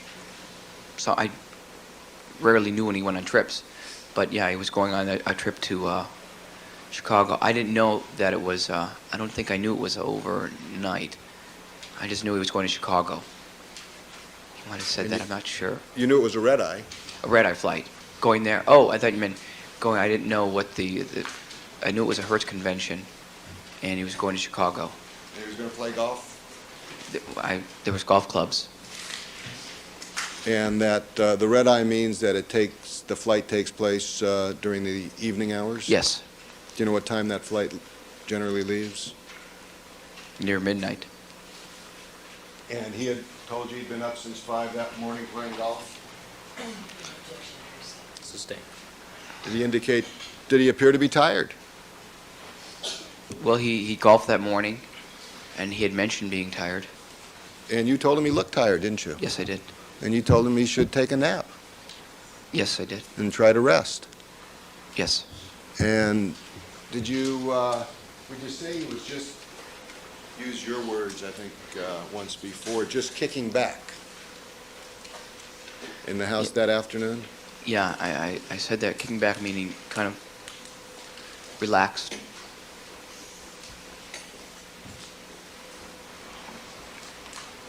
Didn't seem out of sorts at all, did he? Sorry, what? Did he seem out of sorts at all? It's vague. Was there anything unusual about the way he looked that day? The way he looked, no. Anything unusual about the way he acted? No. And It he- was, tired and not talking a lot, so like that. I mean, I don't know. That's why I mentioned it. The next time you saw him was after you came back from playing basketball? Yes, after I also watched the playoff game. But it was after basketball, yes. And did he seem unusual in any way when you saw him at about 6 o'clock that evening? Probably just a little bit more upset because it was after the recital. This was about, what time was this? After 6 and before 7? Yeah, yes, Or in that area? yes, Now, he had told you he was going to the recital for his daughter. yes. And did you see him when he left for the recital? No. Did you see him when he returned? No. Well, you saw him after he returned from the recital. Oh, I didn't see him returning. No, But yeah, you I saw him after. Right. After the Yes. recital, you saw Wait, him. wait. You saw him after the recital, back Yes. at Rockingham. And was he neatly dressed? I believe it was like a sweat outfit. But I Yeah. never saw him sloppy dressed.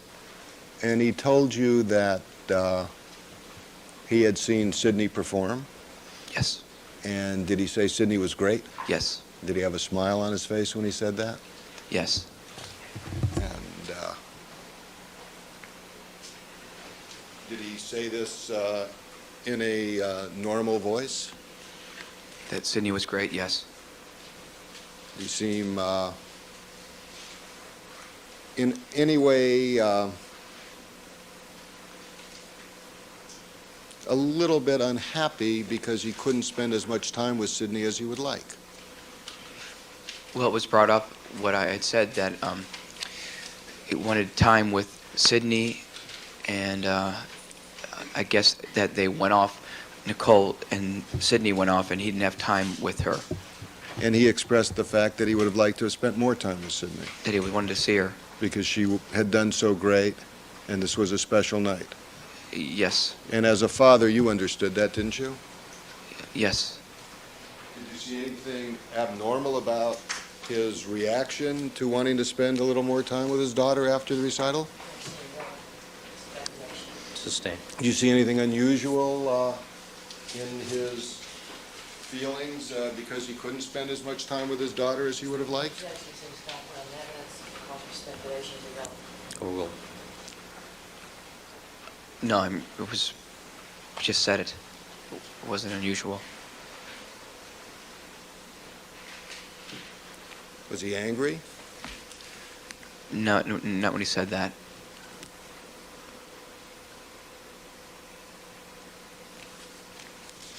Was he agitated? No.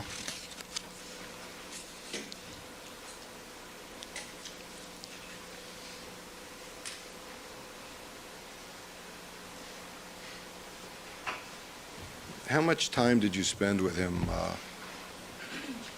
after the recital, during this conversation? During that conversation, well, I took a jacuzzi after that, and when the phone rings or something, I mean, the phone rings a lot. I don't listen to the conversation, so my conversation, if he's on the phone, I don't talk. So if the phone was ringing, I let him talk on the phone. So my conversation was, I don't know, wasn't a lot. But we were talking when he got off the phone and on the phone. And then you saw him a little later that evening? Yes, About what time? about 8:30, around there, when he came into the room. And that's when he asked you for change for a $100 bill? No, that was to turn a jacuzzi off. I forgot the jets. And at some point in time, did he ask you if you had change for $100? Yes, And did he indicate to you that he had to go to the airport and he needed some money for a tip for this guy? right. He asked me if I had, not change for 100, but he asked me about if I had a 5 for a sky cab. So I gave him a 20. Do you recall specifically if he asked for change or whether he asked for a 5 or a 20 or that he just had some conversation about getting some small bills for the sky cab? I don't know the exact, but I thought it was just a 5. I thought it was just a 5, and I gave him a 20. Did he seem agitated at that time? No, Did he seem angry? no, Did he seem depressed? no, tired. I don't know. It's not the same as depressed. Just kind of down, but not depressed. Just down. Like he had the. He was talking about packing, and he said before he wasn't looking forward to packing. Just wasn't looking forward to the trip. Yes. Did he talk about anything that was bothering him? No. Talk about any problems in his life? No. Did he talk about any anger he had towards anyone? No. And then there was a discussion about going to get a hamburger, Yes. and you invited yourself to go along, Yes, I did. and he had no problem with that? No. Objection, that constitutes speculation. Overruled. Did he say, "I'd rather be alone"? No. Did he say, I don't feel like having any company, I've got some things to do"?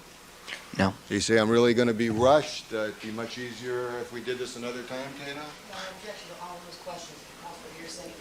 Overruled. No. And it was just the same type of friendly gestures that you've always come to expect from OJ, wasn't it? Objection. Sustained. The juror's already been told to disregard the implication of questions.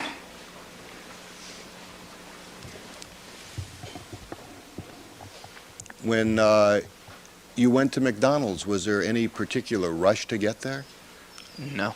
Did he say, "Cato, do you know of the closest McDonald's"? No. In fact, when you initially talked to Tippin and Carr, you didn't know whether you went to the McDonald's on Wilshire or Santa Monica, did you? Yeah, I said it was across a Carl's Jr. Do you remember telling them in your statement that it could have been on Wilshire, it could have been on Santa Monica? If you have it there, you can show them. I don't remember. Let me show you your statement, see if it refreshes your memory. This is the statement of Cato Kalin. It's in your murder book, Miss Clark, page 348. May I approach the witness? You may. Certainly.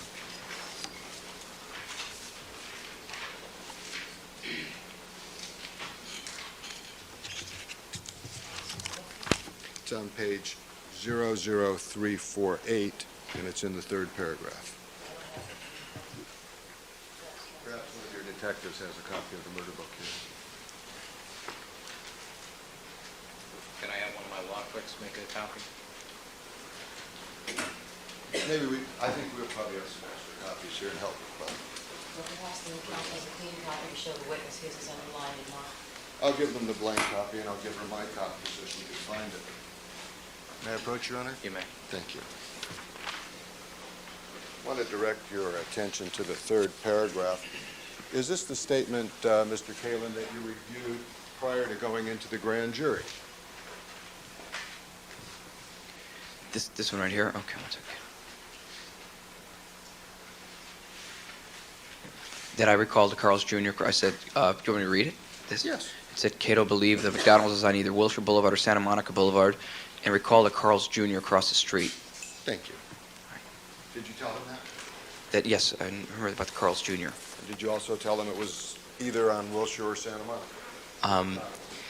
Yeah, I was leaning towards, I'm pretty positive it was on Santa Monica. I just didn't know when they were questioning me there, but Santa Monica across from Carl's Jr. They're both relatively close together, aren't they? How close are they, the two different McDonald's? Let's see, Wilshire Boulevard. I don't know how many streets over. A few minutes drive. Thank you. Are you done with the report?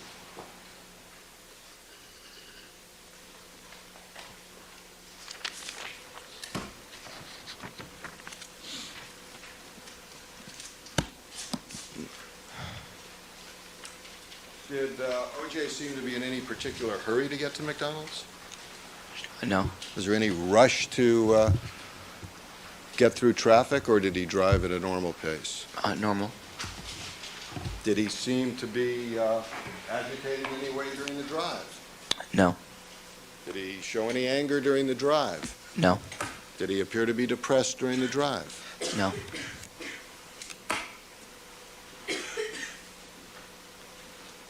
When you got to McDonald's, did you go through that drive-through window? Yes, Were there any cars in front of you that you recall? no. I think we were the only car, I'm pretty sure. You ordered and he ordered? Yes,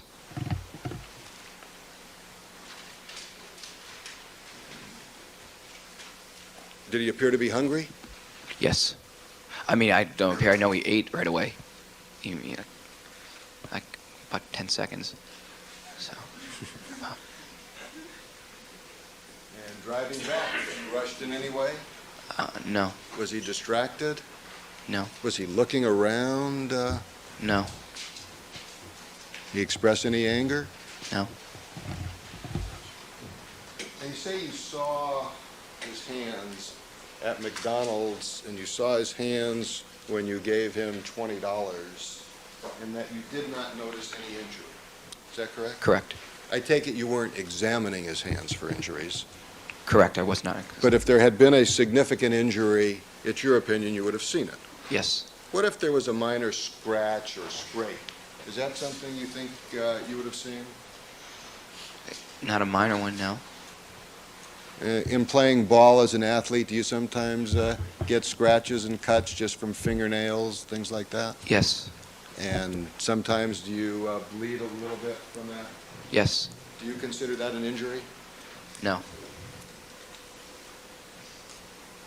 Now, on your way back to the house, back to Rockingham, did he go in any different direction than he normally would have gone in? On the car? Yeah. I'm pretty sure we did Ashford and parked the car. Normal way that you would come back to the house? Yes, Did he say anything to you of, look at the time, take notice of certain events of what I'm doing now? no, And you both got out of the car? yes, And even though you were in front of him, he appeared to be walking towards the house, did he not? it was the door, and his feet were pointed that way, but I was kind of at that door, and it wasn't like a movement, but it was turned towards me at the door. That's when I looked, and I knew that maybe I shouldn't go to the kitchen, and I just headed out to mine. That was the last I saw. And you've previously testified that he appeared to be going in the house. Yeah, his feet were pointed, but I didn't see the movement. You can't tell us specifically that he went in, but you had no indication that he didn't. Sustained. Did you testify that he appeared to go into the house previously? Have you said that? I don't think so. May I just have a moment, Your Honor?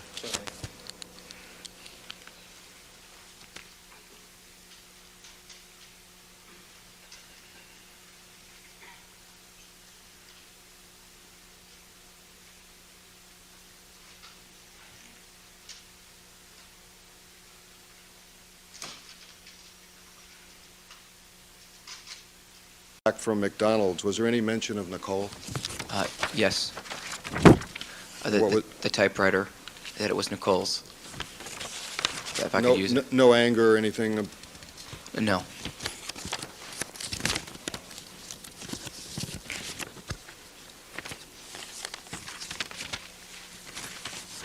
I want to direct your attention to page 92, if I might, of the grand jury testimony that was conducted, I believe, by Ms. Clark and Mr. Khan. Do you have that? No, my question. Your Honor, may I approach the witness? You may.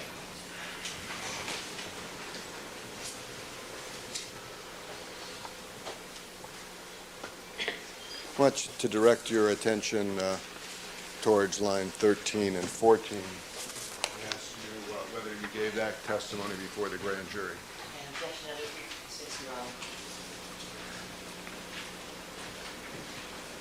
As to just those lines, I don't have it before me, counsel. I think that the court should be allowed to see. All right. How did you do that? Very misleading.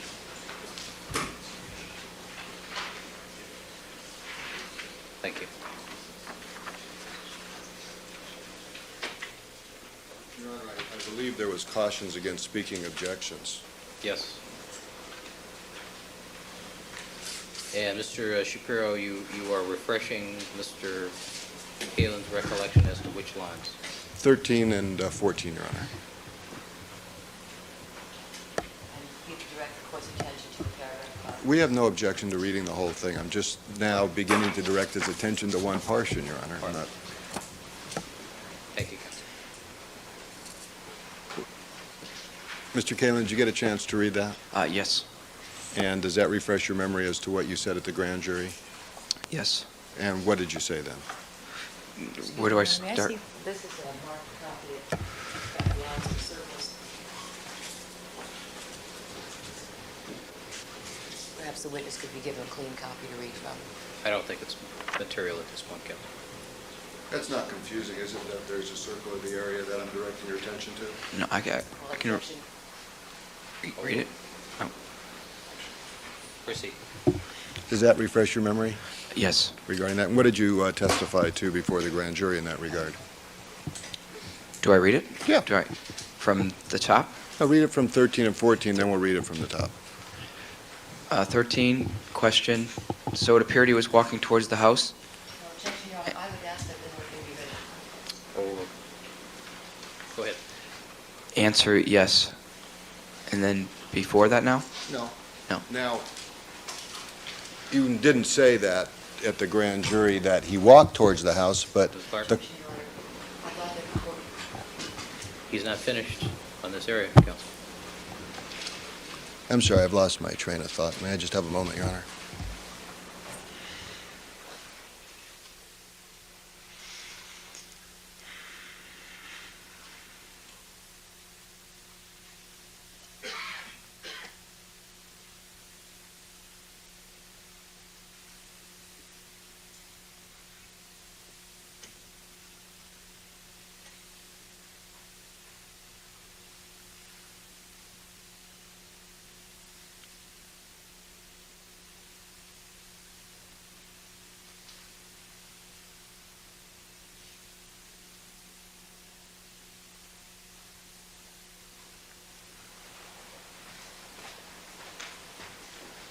Now, you never specifically said that you were going into the house, did you?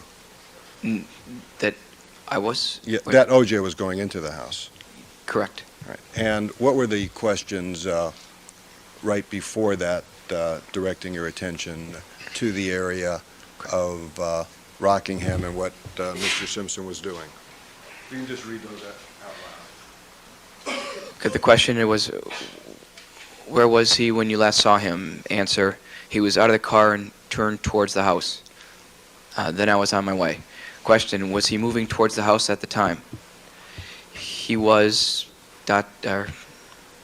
a symbol. I assumed in my head he was going in the house, but it was turned that way, and I didn't see any movement because I'm on my way. And I said, I'm going to my room. And the next question and answer? And I said, so it appeared he was walking towards the house?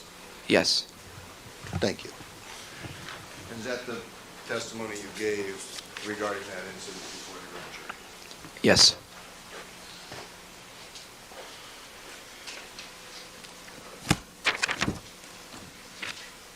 When you were talking to O.J. Simpson about coming back from the recital, there was some talk about clothing, women's clothing, was there not? How Nicole and her friend were dressed at the recital? Yes. And was this done in a light-handed manner? Kind of matter-of-factly. And was the suggestion made, I wonder what they're going to be dressing like when they're grandmas? So they can't be wearing mini skirts or dresses like that when they're grandmas. And did you take him to be serious with this or to be joking with this? It was a point where, yeah, it was, I didn't take it to be serious. I mean, it was a comment that he made. I mean, it was a point that he was making about their outfits. But you didn't take it to be a serious comment, did you?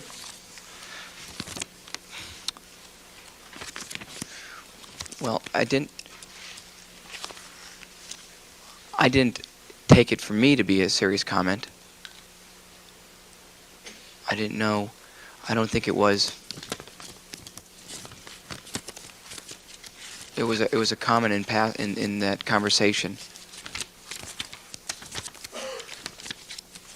But Do you recall testifying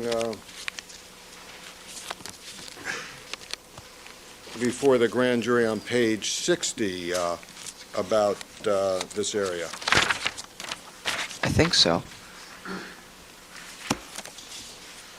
Page 59 and 60. Do we have some clean copies here? Avoid any problems. 59 and 60 grand jury, please.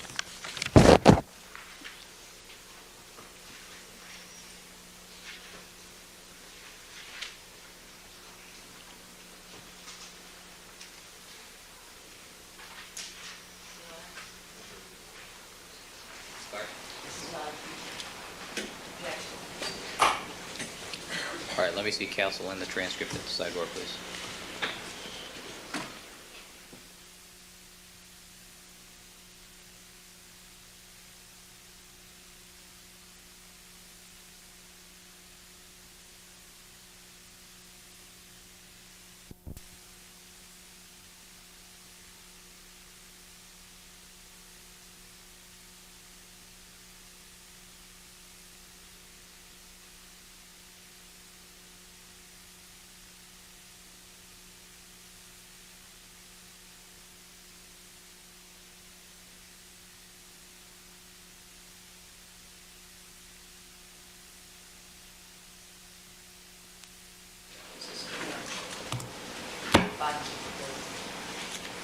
That's correct.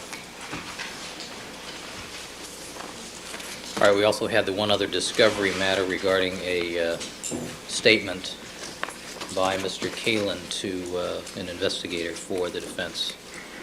Any comments? The court has had the opportunity to review that statement. Any comments, Mr. Shapiro? Yes, Your Honor. We believe under the reciprocal rules of discovery that these items are not discoverable and believe that they fall under no exception in the code, although we have had no objection to Your Honor reviewing those short notes. All right.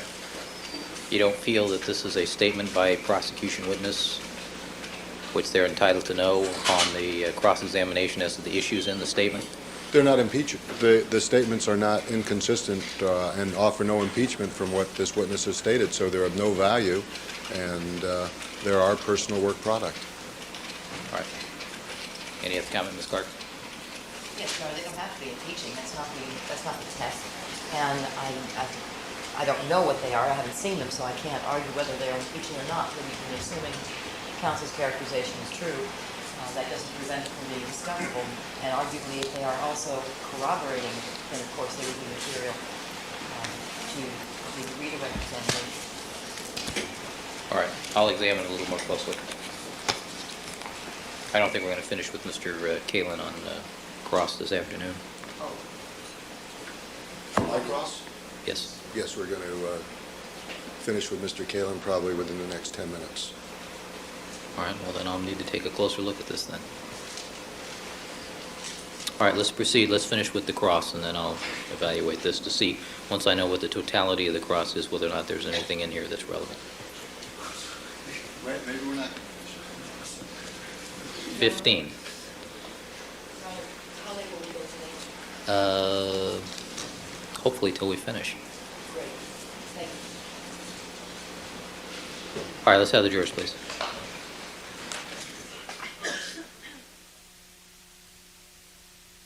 All right, let the record reflect that we've now been rejoined by all the members of our jury panel. Good afternoon, ladies and gentlemen. Mr. Brian Kalin is on the witness stand undergoing cross-examination by Mr. Shapiro. Good afternoon again, Mr. Kalin. You're reminded you were still under oath, sir. Mr. Shapiro, you may continue. Thank you very much. Good afternoon, ladies and gentlemen. Good afternoon, Your Honor. Mr. Kalin, you mentioned that Mr. Simpson was tired on June the 12th. Are you aware of his travel schedule the week preceding that? No. Do you know if he was out of town at all? The week before that? Yes. I don't think so. We went to the June 6th, that function, the pediatric aids. So your answer is that you were not aware of his travel schedule. You know he was there on June 6th, but on June 7th or 8th, you don't know where he was. No, wasn't aware. And that would be your regular practice, not to know where he was. And if he was out of town, you wouldn't necessarily know that. If he was not in the house, Yes.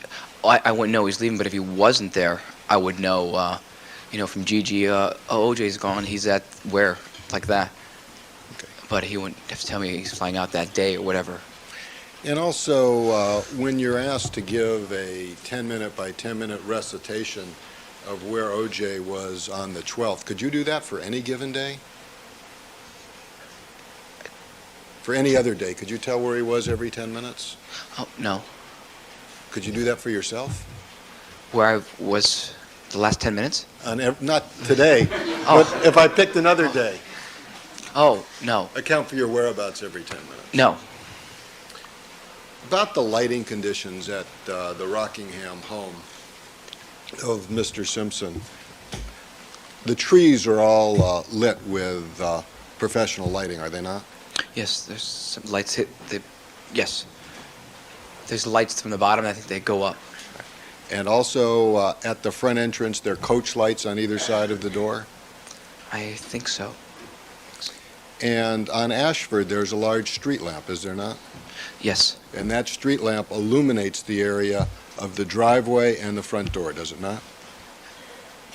The street light, yeah, you could see the street light would light up part of the driveway just a bit, yeah. And that's a very, very bright and intense street light, is it not? Yeah, it lights up that corner, yeah. You've previously testified, have you not, that you don't recall whether or not the lights were on downstairs? Yeah, I was iffy. I think I said that I thought they were on there, maybe off, but I thought they were, I think I said they were off and on, then I thought the last thing I said in this testimony was that they were off. Have you previously testified that you're not sure whether they were on Yes, or I off? did, yeah. And would that be your best answer in this case? That I wasn't sure, yes. When, did you have any difficulty seeing the golf clubs and the bag in which they were being carried? The one that I put in the trunk? Yes. No, They were right on the bench outside? they were laying down. Did you notice if they were there when you went to McDonald's? I didn't notice that. Were the golf clubs in a type of bag that would cover the golf club bag? Yes, I believe so. It was a Swiss Army bag. And is it your opinion that the small bag that you saw on the ground, if empty, would be able to fit inside the golf bag? I won't be able to say. I couldn't tell. I won't be able to know if that the other bag that was by the Rolls Royce. I don't know. I couldn't tell. It was a. I suppose if it was stuffed in there, it could have been. It could have been put in there. Did you ever see Mr. Simpson pick up that bag? No. Do you know what other luggage Mr. Simpson has or owns or travels with? Other luggage? What Yeah. he has? He has other luggage. I know he has other luggage, but I don't know. Well, you said you'd never seen that black bag before. Have you seen any of his other luggage before? No. Just that he has luggage, but I haven't seen it. So you don't know what his normal practice is in going to the airport with luggage, do you? No. Do you know what type of clothing he packed for this trip, if any? I don't.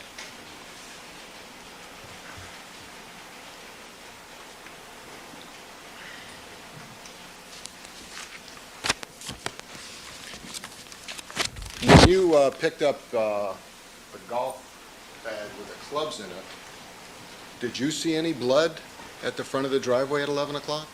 No. Did you see any blood walking to the limousine? No. Did you see any blood anywhere at 11 o'clock that night? No. And it wasn't until the police officers the next morning told you to be careful where you walked that your attention was directed towards any blood. Isn't that correct? Correct. And it was directed by them. You didn't see this on your own, did you? No.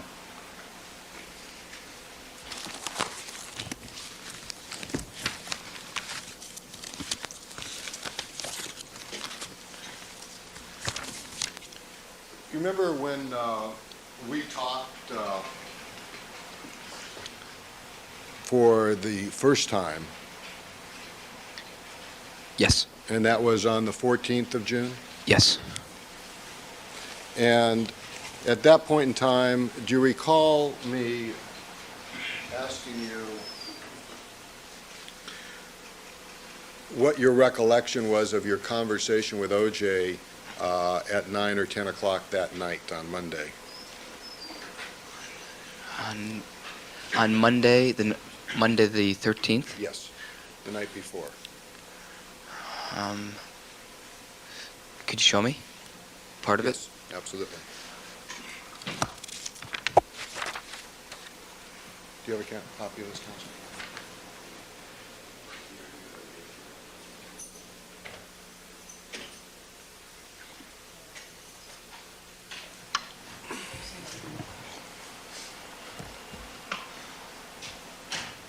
This is the interview that I turned over to the district attorney during the preliminary hearing. This is a transcription of it.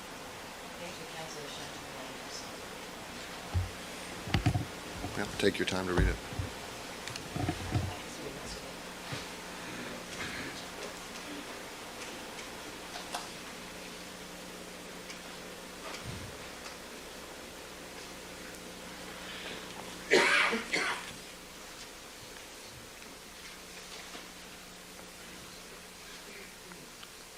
How many pages is that, Mr. Shapiro? I think the interview, the transcription is, we have additional copies here. No, I'm just curious how many I pages. think it's well, let me just tell you what it is rather than.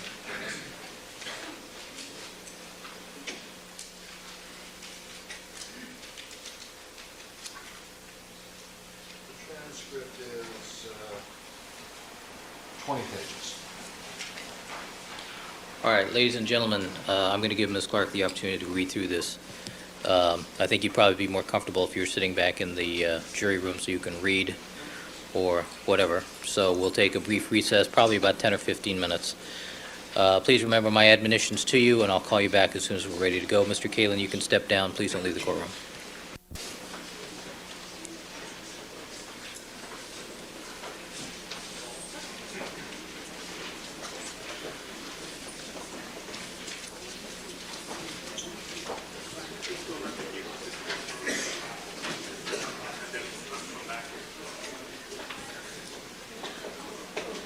Let's have it quiet in the courtroom, please. Quiet means no talking. Quiet.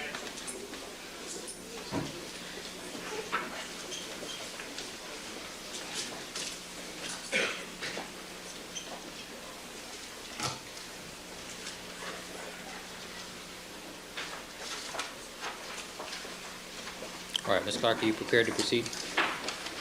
Or do you need that copy to proceed? I need that copy. Yesterday, when I was examining the witness, we referred to the transcript that the attorney's office prepared, that I had given to Mr. Kaling to examine. The transcript that Mr. Shapiro was using today is one that his office obviously prepared. I have found several discrepancies. None of them were major enough for me to say, don't use this transcript. Nevertheless, I have not been able to track all of the inconsistencies. Now, in any given particular passage, I'm going to need an opportunity to examine and compare it to my transcript because Mr. Shapiro has never shown us that copy. All right, but you And had, ours is certified, this is not. was this a tape recorded statement? Yes, it is. All right, did you have the tape recording? We also have it, so there should be no discrepancy. But no, the problem is that, of course, we cannot compare a transcript we don't have to the tape itself or to the transcript that we have. Mr. Shapiro pops that out today, at the last minute while he's examining the witness, and according to the witness, even he hasn't seen it. So we don't know whether it's Well, you'll have, accurate, and it's not certified. you've got a copy of it, or Well, I will. we'll have shortly. All right, and if there's any discrepancy, if we have the tape, then we have the ability to get actually what was said. Yes, thank you, Your Honor. All I'm alerting the court to is I will be asking for an opportunity to examine and compare mine to his when he refers to that transcript. Sure. Thank you. And with respect to the notes, Your Honor? Yes, with respect to the notes, I have reviewed them and found them not to be discoverable. On the grounds that they would not be impeaching? On the grounds that they are not impeachment. And also on the grounds that they are not covered in 1054.3.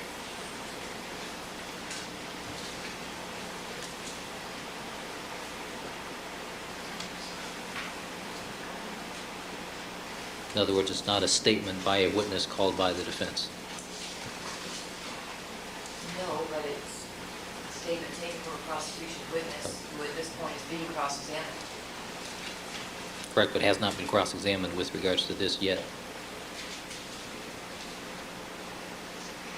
With regard to those specific notes? That's But correct. the subject matter certainly of the notes being, That's correct. and so the court's ruling that because the notes specifically have not been addressed on cross-examination, they're not discoverable? Or under direct. That's correct.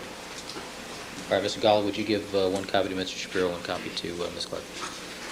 Or do you have your own copies? Yes, I do. All right, then both copies are for Mr. Darden and Ms. Clark. People's objection and his request for notes. Noted. Thank you. All right, I'll make the court's copy of these notes, the court's next exhibit in order.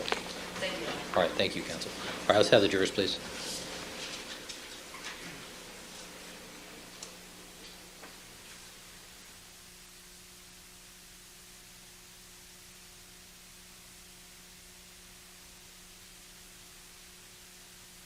Same as it was when I started, 10 minutes. Okay.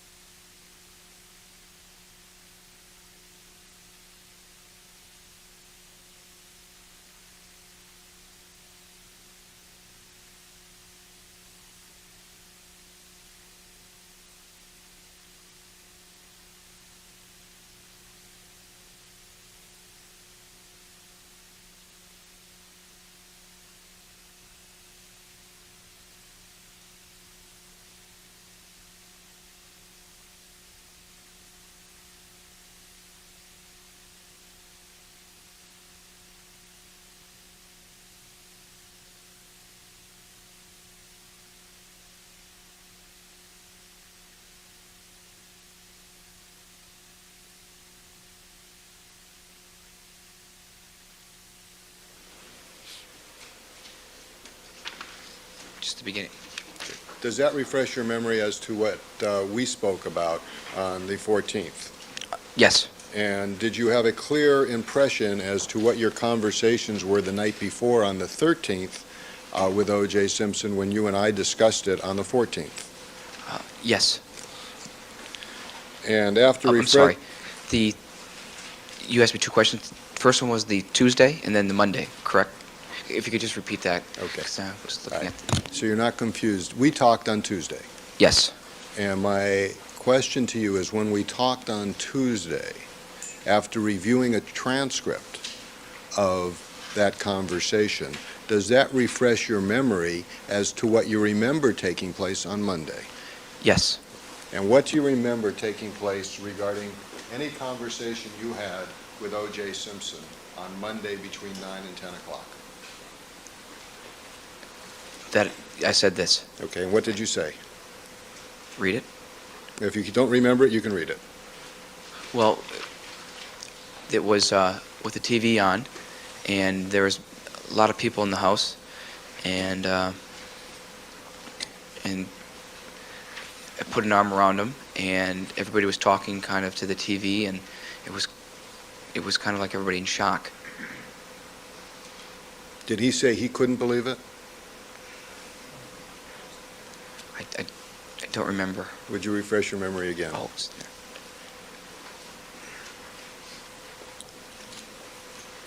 Take your time. And- Take your time. And he said he couldn't believe it, And what did you say? and I couldn't believe it. And was everybody in shock at that time? Yes, the TV was on, and a lot of people in the house. Was everybody in shock at that time? I don't know what you mean exactly by shock. I'd like you to refresh your memory by what we talked about that Tuesday. Yeah, shock is the word, so it was a very big thing, yes. That Tuesday was your memory of the night before that everybody at O.J.'s house was in shock. Yes. And was your memory that it was a pretty quiet time there? Yes. And not many words were spoken. Right, I wasn't saying much at all. Nor was anybody else. Well, at the time when I was there, not many people were speaking, but I left. Well, you can only tell us about when you were there. Yes.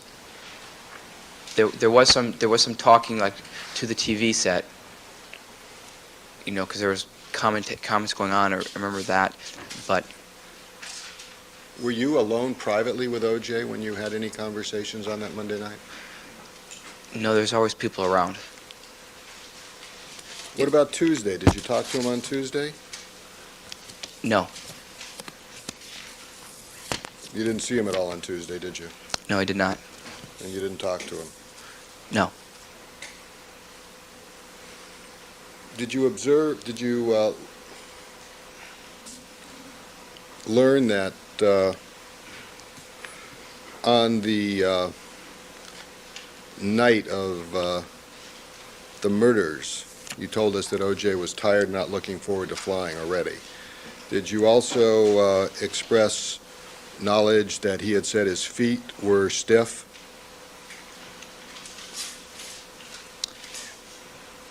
He might have had his feet on the table in the nook area. I could have said that.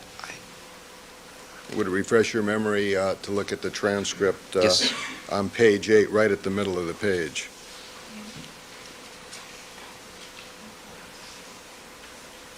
You see where I'm referring? Let me help you out. Next to the KK, it says OJ's mood. Yes. Okay. Tired, not look. Just read it to yourself to see if that refreshes your recollection.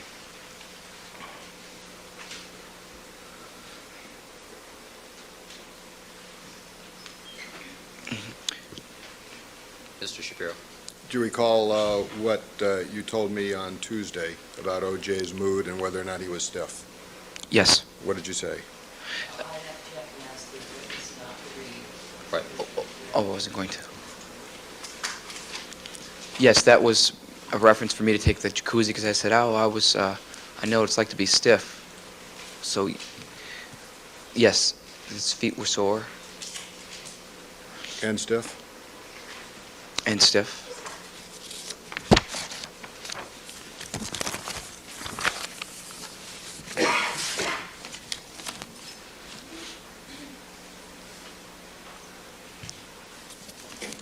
Did you have a conversation with me on that Tuesday regarding the noise you heard outside? On the interview? Yes. Yes, we talked about it. And do you recall saying that you told the detectives it's probably nothing? That it was probably nothing, yes.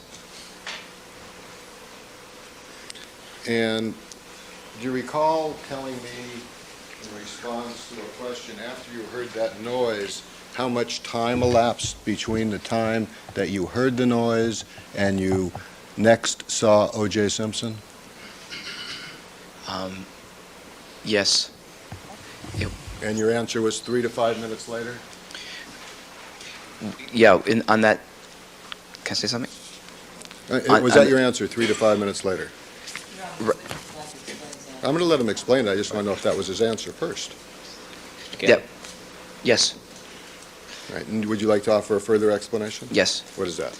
On that was 3 to 5 minutes was my part of the, and the rest of that I finished up. That's when I was talking to Rachel, and that's what I thought at the time was the questioning, because on the, where it says that it was me saying, so I hung up the phone with Rachel. It's on that, I don't know what page. Would you look at page 18? It's on page 18. My question to you was how much time elapsed between hearing the noise and seeing O.J., referring to O.J. Simpson. Right. Do you see where that is? Yes, I do. And do you see what your answer is?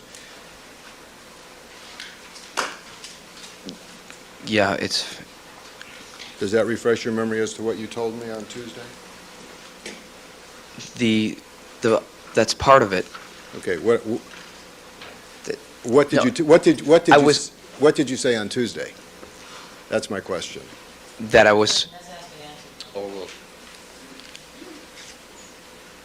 it says about 3 to 5 minutes, And what else does it say? because that's when I ran out and saw the limo, and I told her immediately that I told her I got to check this out, check out this noise. I talked to her for maybe another minute or so, convincing myself that I was going to go out there. Did you notice at any time that evening whether or not the Bronco had been moved? No.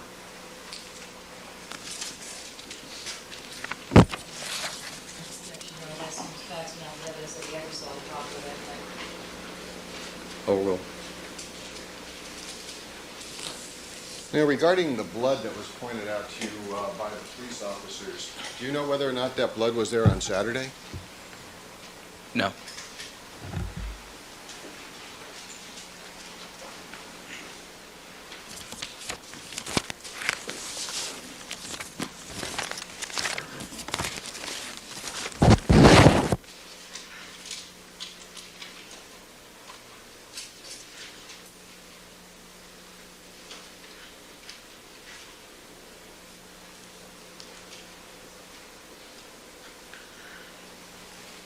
At 11 o'clock, when you last saw O.J. Simpson, did you see any injury to his index finger on his left hand? No. Did you see any bleeding on his index finger to his left hand? No.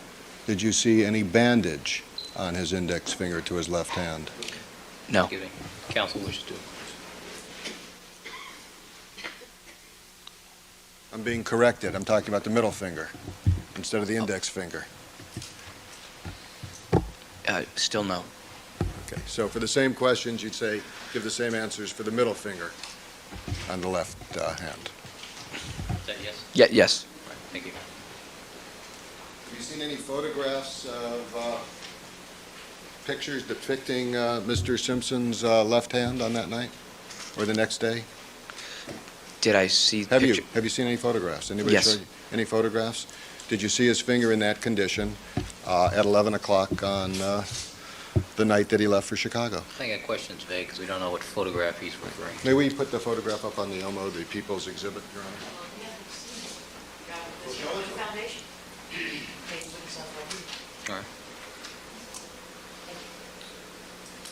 Mr. Kalin, who showed you a picture of the defendant's left hand? No one showed me. I was at an interview in your office. And how did you happen to see a photograph of the defendant's left hand in my office? It was on the table, On what table? on your desk. And how did you happen to look over on my desk and see it? I was sitting there and waiting. We were going to talk, and it was right there. Was I there? Yes. And what was were we discussing the photograph? No. Was I talking to someone else about the photograph? No. You just happened to glance at it? Yes. And can you describe what you were able to see? I could just see it was a picture of a finger. Okay, and how close were you to that photograph? Probably what this paper is. For the record. 18 inches. Okay. And how much detail were you able to see of that photograph? Can you describe it now for us? Not much detail. I just knew it was a finger, a picture of a finger. Okay. And so if you were to be shown several pictures of a man's finger, would you know which one it was? Could you pick it out? Say the question again? If you were to be shown several photographs of a man's middle finger with a cut on it, could you pick which one it was that you saw on my desk? No. To this day, do you have an independent recollection of exactly how that finger looked No. on that photograph? No. Mr. Shapiro?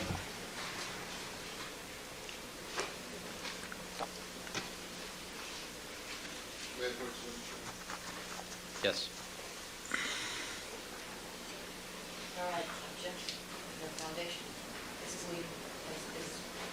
It's cross. Actually, it's cross, but Overruled. foundation. Overruled. May I show you two photographs? Sir Matt Buckshot?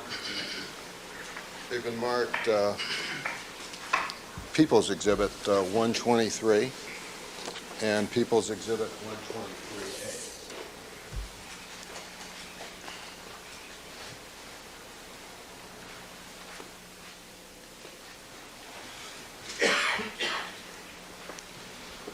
Ask you to look at those photographs.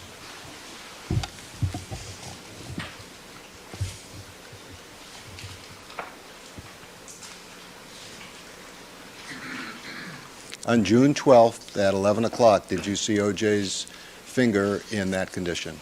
Objection, that's respect, not evidence. Overruled. No. Did you observe did you observe him as he entered the limousine? No. Did you observe him just prior to entering the limousine? I saw him. Was he sweating? I couldn't tell. You previously answered to that question he was not?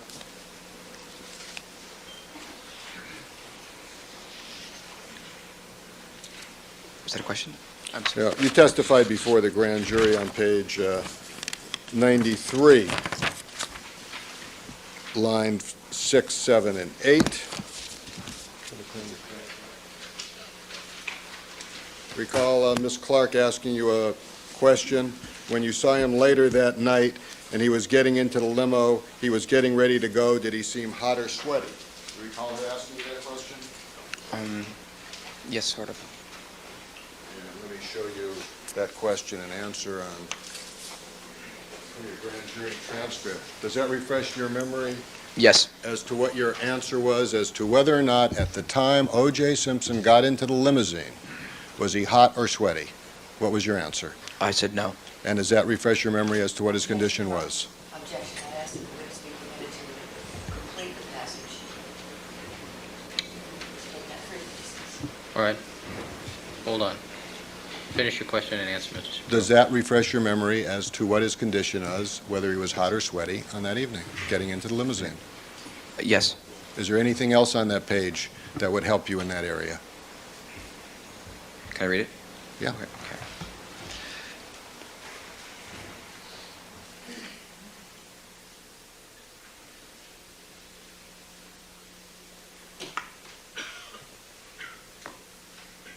I have no question if Ms. Clark wants him to read the whole page. Is that, if that's her desire, Your Honor? Ms. Clark? I just wanted to be able to read everything pertaining to Go ahead, that read the whole page question? to the jury. It said question, when you saw him later that night and he was getting into the limo, he was getting ready to go, did he seem sweaty or hot? Answer, no. Question, you don't recall that? Answer, I don't recall that. Slow down. Oh. Next question was, were you sweaty or hot at that time? Answer, no. Question, at any time that night? Answer, no. Okay, I think that Did- completes the area on the examination. Thank you very much, nothing further. Ms. Clark? You just go ahead and read a couple more lines there, Mr. Keelan. Did I ask you then? Read along with me. Did I ask you then, did you, at the point when Mr. Simpson was getting ready to leave for the airport, did you get a close look at him in the light? Answer, No. Your answer was no, is No. that correct? Yes, that's correct. And then you said, it was dark outside and the house wasn't, the lights were probably not, it wasn't lit up, the house. You recall giving that answer? Yes, Was that correct? yes, Question, and you had contact with him, would you call it brief or would you call it lengthy at that point? And your answer, it was rushed. Yeah. You recall giving that answer? yes, Then I asked you, did you spend a lot of time trying to observe him at that point? And your answer, no.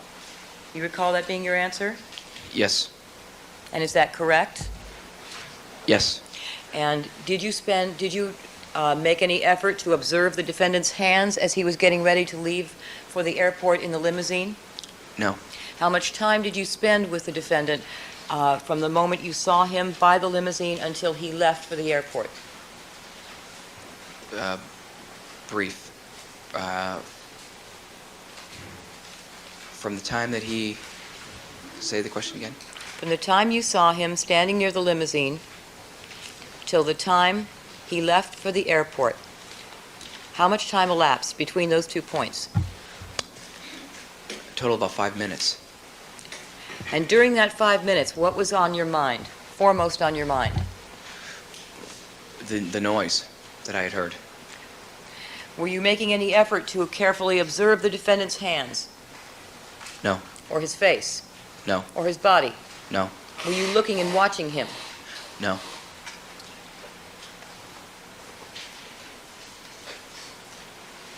Do you remember seeing the Bronco at any time on June the 12th? No.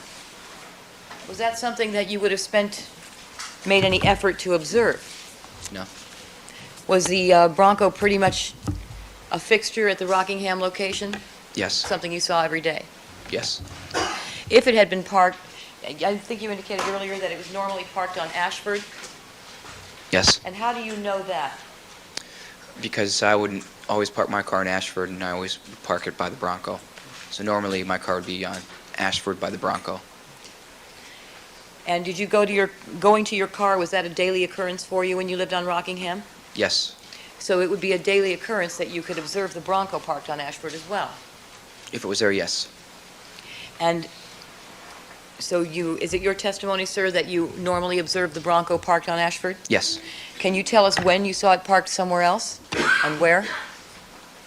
It could be in the driveway. And When would it be in the driveway? I don't know. But finish your answer.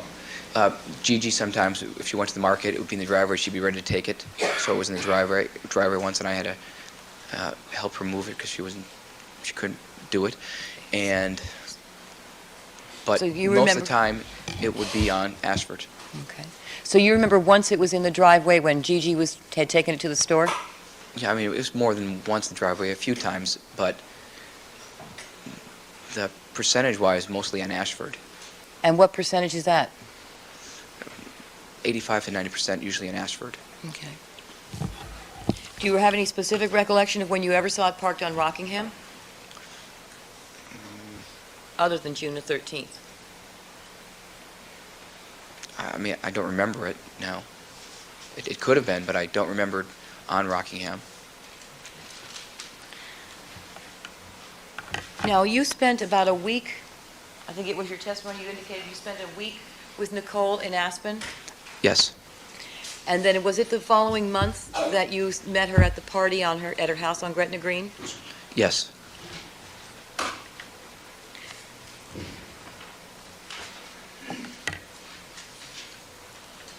I think you indicated to Mr. Shapiro on cross-examination that the defendant was never upset about Nicole dating other men. Do you recall saying that? Yes. Is that what you believe? Is that the truth, Mr. Kalin? He never let on that he was upset about her dating. October 25th, 1993. You recall coming home to the Gretna Green location and seeing the defendant outside the house. Yes. And did you see his car parked out front? Yes. Which car was that? The Bronco. The white Bronco? The white Bronco. And where was it parked? It was in front of the Gretna Green driveway and the flashers were on. Was it parked in the street, It was in the street. blocking the driveway? Yes, part of the driveway. Yes. Was it out in the street as opposed to being next to the curb? Yes.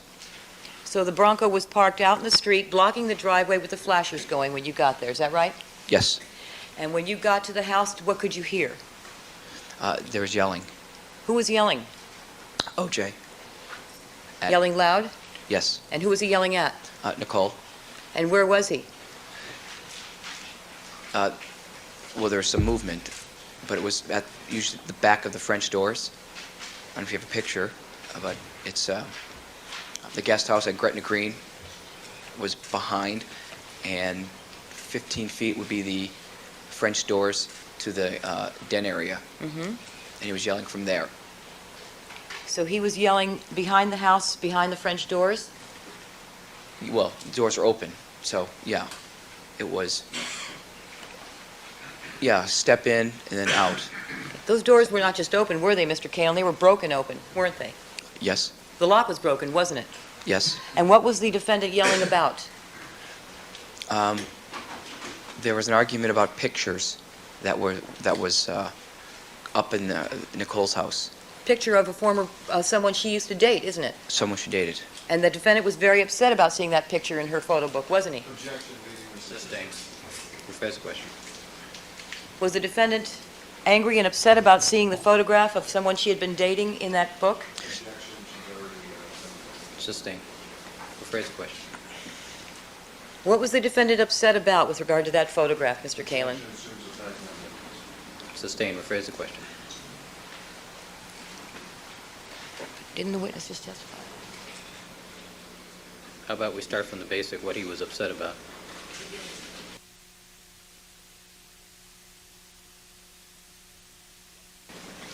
You indicated, sir, that there was an argument about pictures, didn't you? Yes. All right. And that was a picture of who? I don't know who the picture was, which person it was exactly. In general, who was it? What was it? A guy. Overruled. What kind of guy? Overruled. What kind of guy can you? What did the defendant tell you? Oh, it was a boyfriend, former boyfriend. Of Nicole's? Yes. And why was he upset? Why did he tell you he was upset about seeing that photograph in her book? Because I thought at that time they had a semi-commitment where his pictures were down of girls, that her pictures should be down. Is that what he told you? That's what the argument was. And how angry was he that day, Mr. Kalin? Angry. He was yelling. The police came. Would you say he was very angry? Angry enough for the police to come. Yes. Came.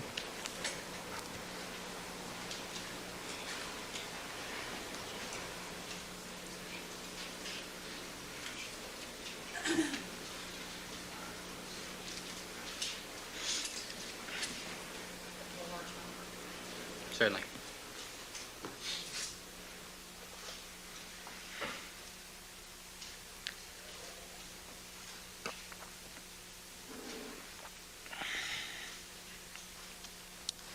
And then in Christmas of 1993,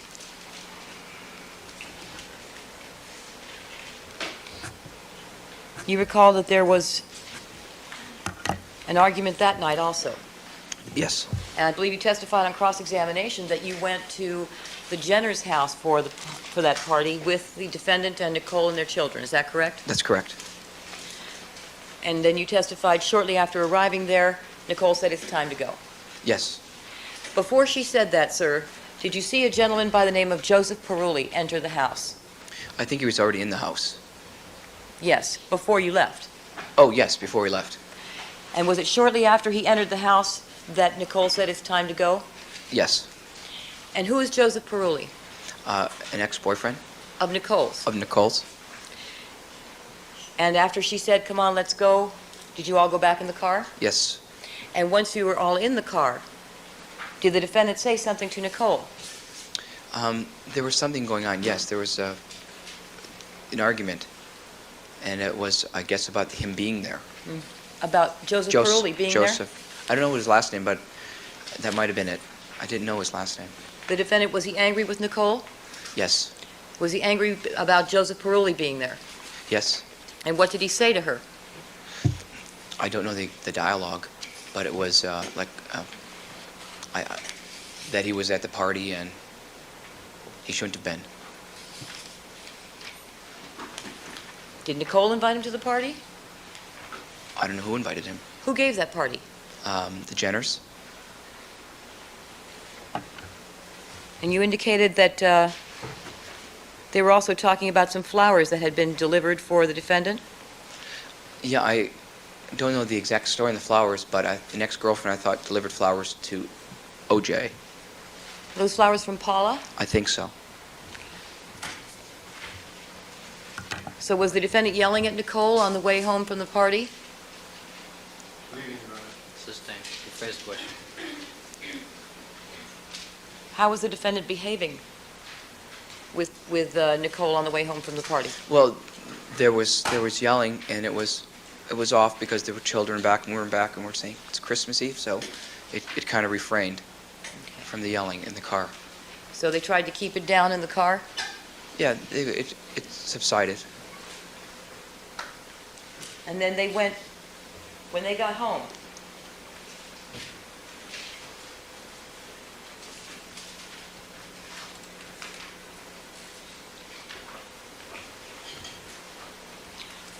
home, they had dinner?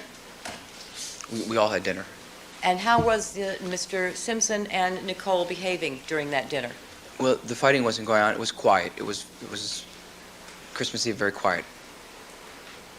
Do you recall making a statement to the effect that there was no talking to those two during that dinner? There was no talking, right? And- It started out that way, and I think at the very end it just got better. Of the Christmas Eve with the present opening. For the children?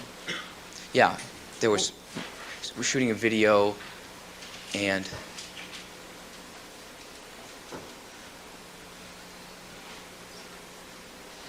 Was the defendant speaking to Nicole during the dinner? no, Was Nicole speaking to the defendant during the dinner? no, I don't believe so. Now, during the grand jury testimony that you gave in this case,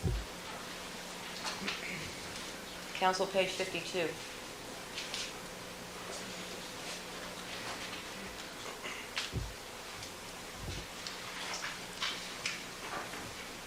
do you recall my asking you whether or not you had ever observed the defendant and Nicole have a fight or an argument? Yes, And do you recall what your answer was to that question? can you show me? First, I want to ask you. I you think we recall? talked about what we just talked about, there was a 911 call. Did you tell me at that time that there was a 911 call? I believe so. I'm going to show you the page, Mr. Kalin. He asked you to point out to me where you said there was a 911 call.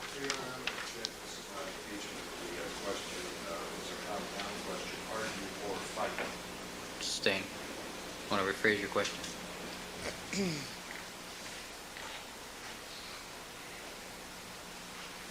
Do you recall my asking you before the grand jury whether you ever saw the defendant and Nicole argue or fight? Oh,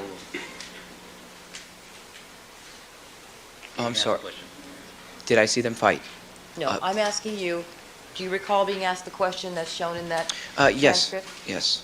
And do you see your answer in that transcript? I saw that there was one. Right. That there was one. And where in that transcript do you see that you told me that there was a 911 call as a result of that argument or fight? I'm going to object, it wasn't asked. Sustain. Your Honor- No, that's a speaking objection, Mr. Shapiro. Please refrain from that. Jury is to disregard that comment. Ms. Clark. Mr. Kalin, did you not just tell me that you recall testifying to the fact that there was a 911 call before the grand jury? Objection, Ms. Fitzsimmons. Overruled. Do you recall testifying to that just now, sir? There's a 911 call? I'm going to read your answer back to you. Okay.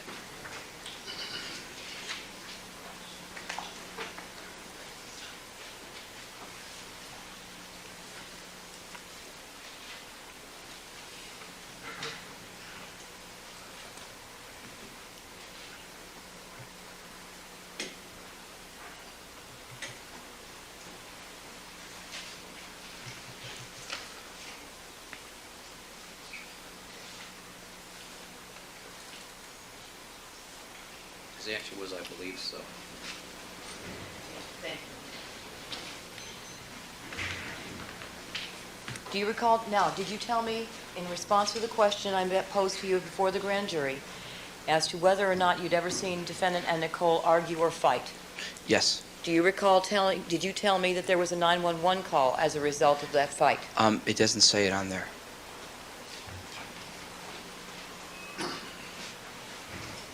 Did you tell me,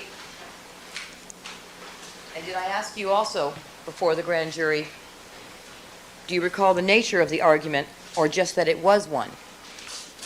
Do you recall what your answer was? That there was an argument?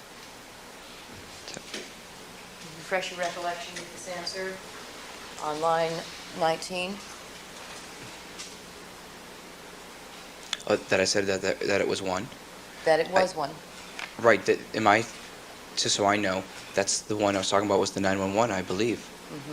But you didn't say it there. No. And when I asked you, do you recall the nature of the argument or just that it was one?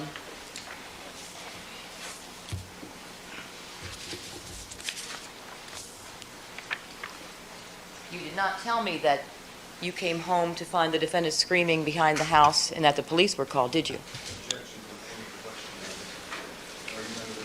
Sustained. Did you give me any of the information about the police being called when I asked you about the nature of that argument? Objection, Your Honor. It's testimony before a grand jury matter, Ms.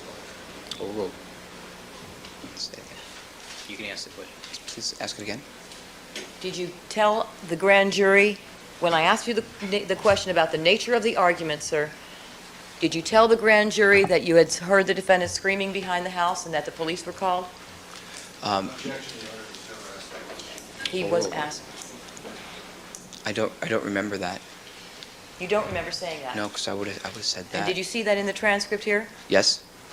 where you said that the police were called? No, it doesn't say that in there.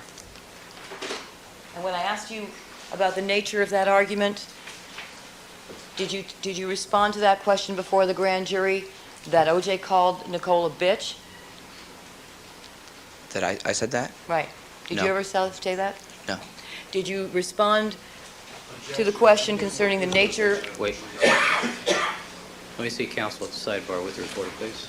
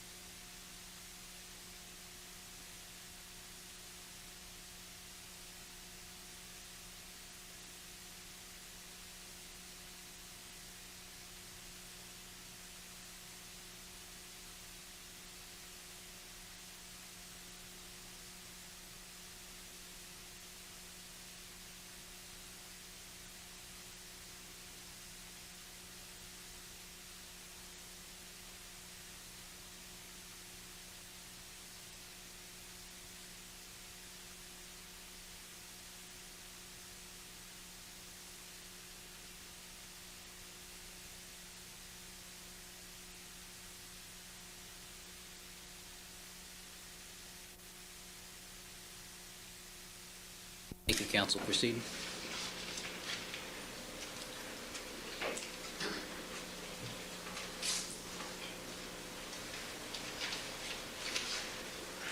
Madam Court Reporter, do you need to change paper? All right.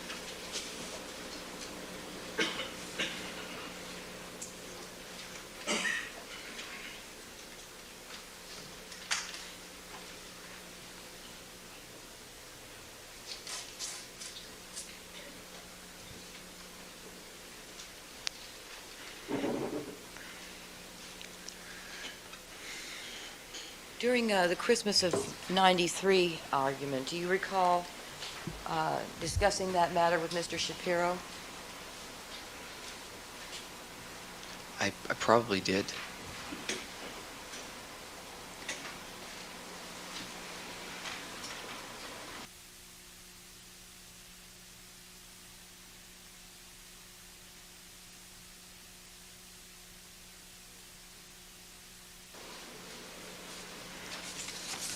Now, when Mr. Shapiro on June 14th interviewed you, do you recall him asking you the following question?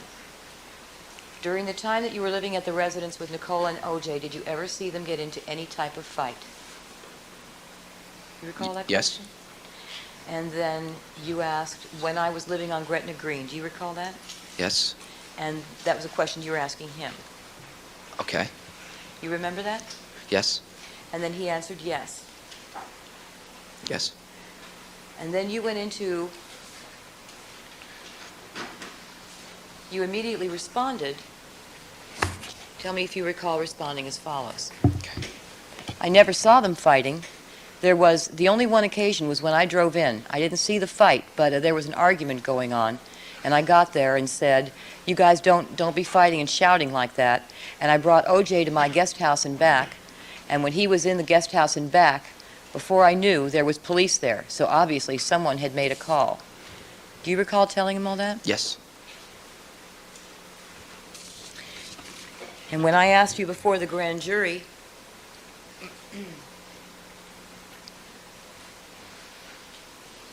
did you ever observe them to argue or fight? Your answer was, I saw them close and I saw maybe an argument. And I asked him, where was that? You said on Gretna Green. And when I asked you, do you recall the nature of the argument or just that it was one, you recall giving the response that it was one. And then I asked, was that the only time you ever saw an argument between them? And you answered yes. You recall that? Yes. So you didn't tell me about a fight on Christmas Eve, did you? No, I'll tell you what. Sustain phrase question. Did you tell me about a fight on Christmas Eve when I asked you about the argument, whether you observed them to argue or fight? Ms. Clark, in the- I'm sorry, hold on, Mr. Kelly. I think I need to ask you to be a little more precise in the language because we're differentiating here between arguments and physical confrontations, aren't we? I was asking the question in generic, it's probably, I think Mr. Shapiro was as well, to see what. Well, I mean, then it's a vague question because there are verbal fights and there are physical fights. But the point is the difference in the response. Well, It's a really all right. vague question. I'm just asking you to be a little more precise. Okay. I'm Thank just you. quoting my own question. You weren't there to rule on it. Before the grand jury. I wish you had been. By the way, what was the date of the grand jury proceeding? Thank you, Your Honor. Let me, record it. So the jury can know what came first.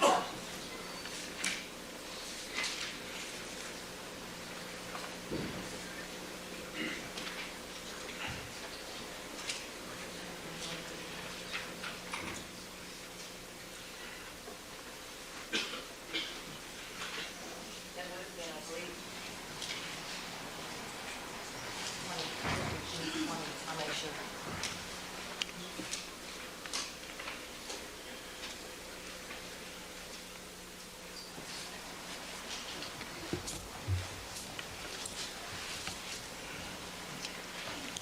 Where are we at?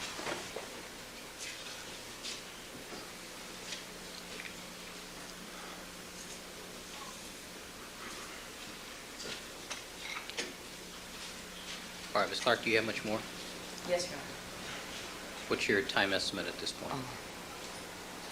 You know, time estimate at this point? About half an hour. All right, let's finish. Madam Reporter, are you okay? When I asked you before the grand jury in June of 1994, that'd be June 20th of 1994, after your June 14th interview with Mr. Shapiro,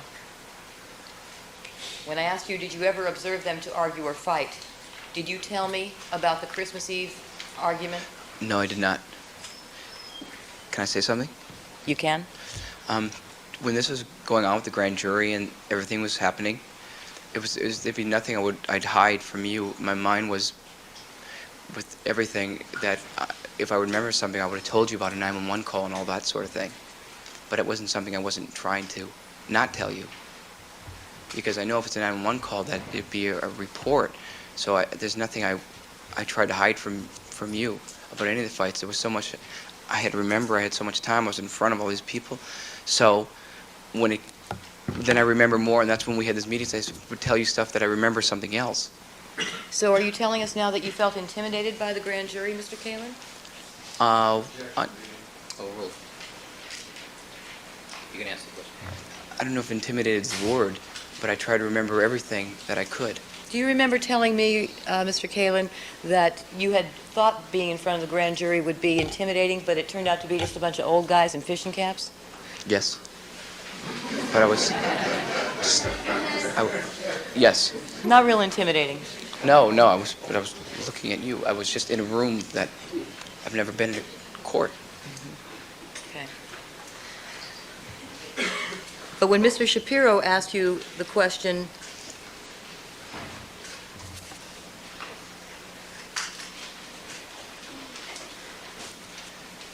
as to whether you saw Nicole and O.J., did you ever see them get into any type of fight, you told him about the incident on Gretna Green where the 911 call was placed, Yes. didn't you? You told him about the police arriving, didn't you? Yes. You told him about the fight on Christmas Eve, didn't you? Yes. May I object to the categorization of fight based on Well, Argument. I think Argument. I'm Argument. sorry. jury knows the distinction between the two. Yes. Now, do you also recall discussing with Mr. Shapiro during that June 14th interview how Nicole felt about you moving out to live at Rockingham instead of staying with her on Bundy? Upset with me. Do you recall telling him about that? Yes. That Go ahead. O.J. was manipulating me.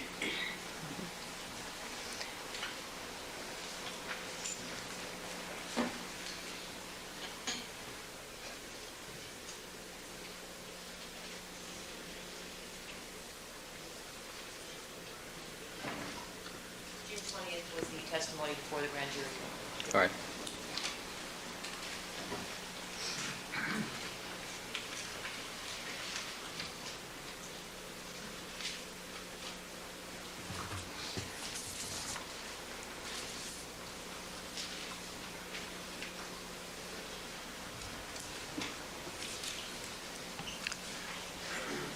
And do you recall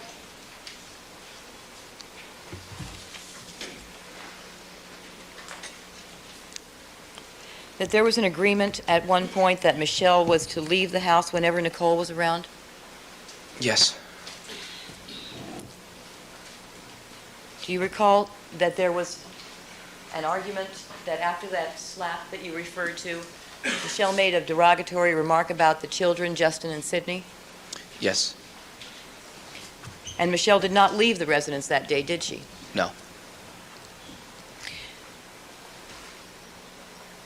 You also recall that Michelle was the one who opened the door to let the defendant into the room to beat Nicole in 1989?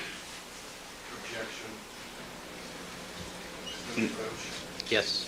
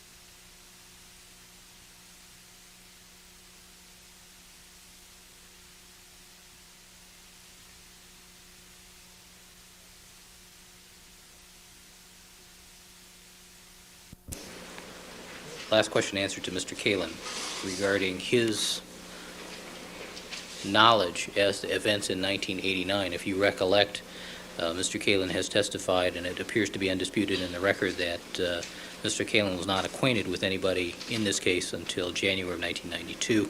I've sustained the objection to the case. You are to completely disregard the implication suggested by that question. There are some other matters I need to take up. I don't know if the bailiffs had told you, but we are going to be dark as far as this case is concerned tomorrow. I have 2 other cases I have on my calendar that I anticipate are going to take the full day for me to handle, plus some other matters on this case, so we will not be in session tomorrow. We will stand in recess now as far as the jury is concerned until 9 a.m. Monday morning. Please remember all of my admonitions to you. Don't discuss the case amongst yourselves. Don't form any opinions about the case. Do not conduct any deliberations till the matter has been submitted to you. Do not allow anybody to communicate with you with regards to the case. Mr. Kalin, you may step down. You are ordered to return Monday morning, 8:45. All right? Thank you, sir. Also, do not discuss your testimony with anybody except for the attorneys in the case and your own counsel. Thank you. All right. All right, we'll stand in recess for 15 minutes, and then I'll seek counsel on the discovery matters.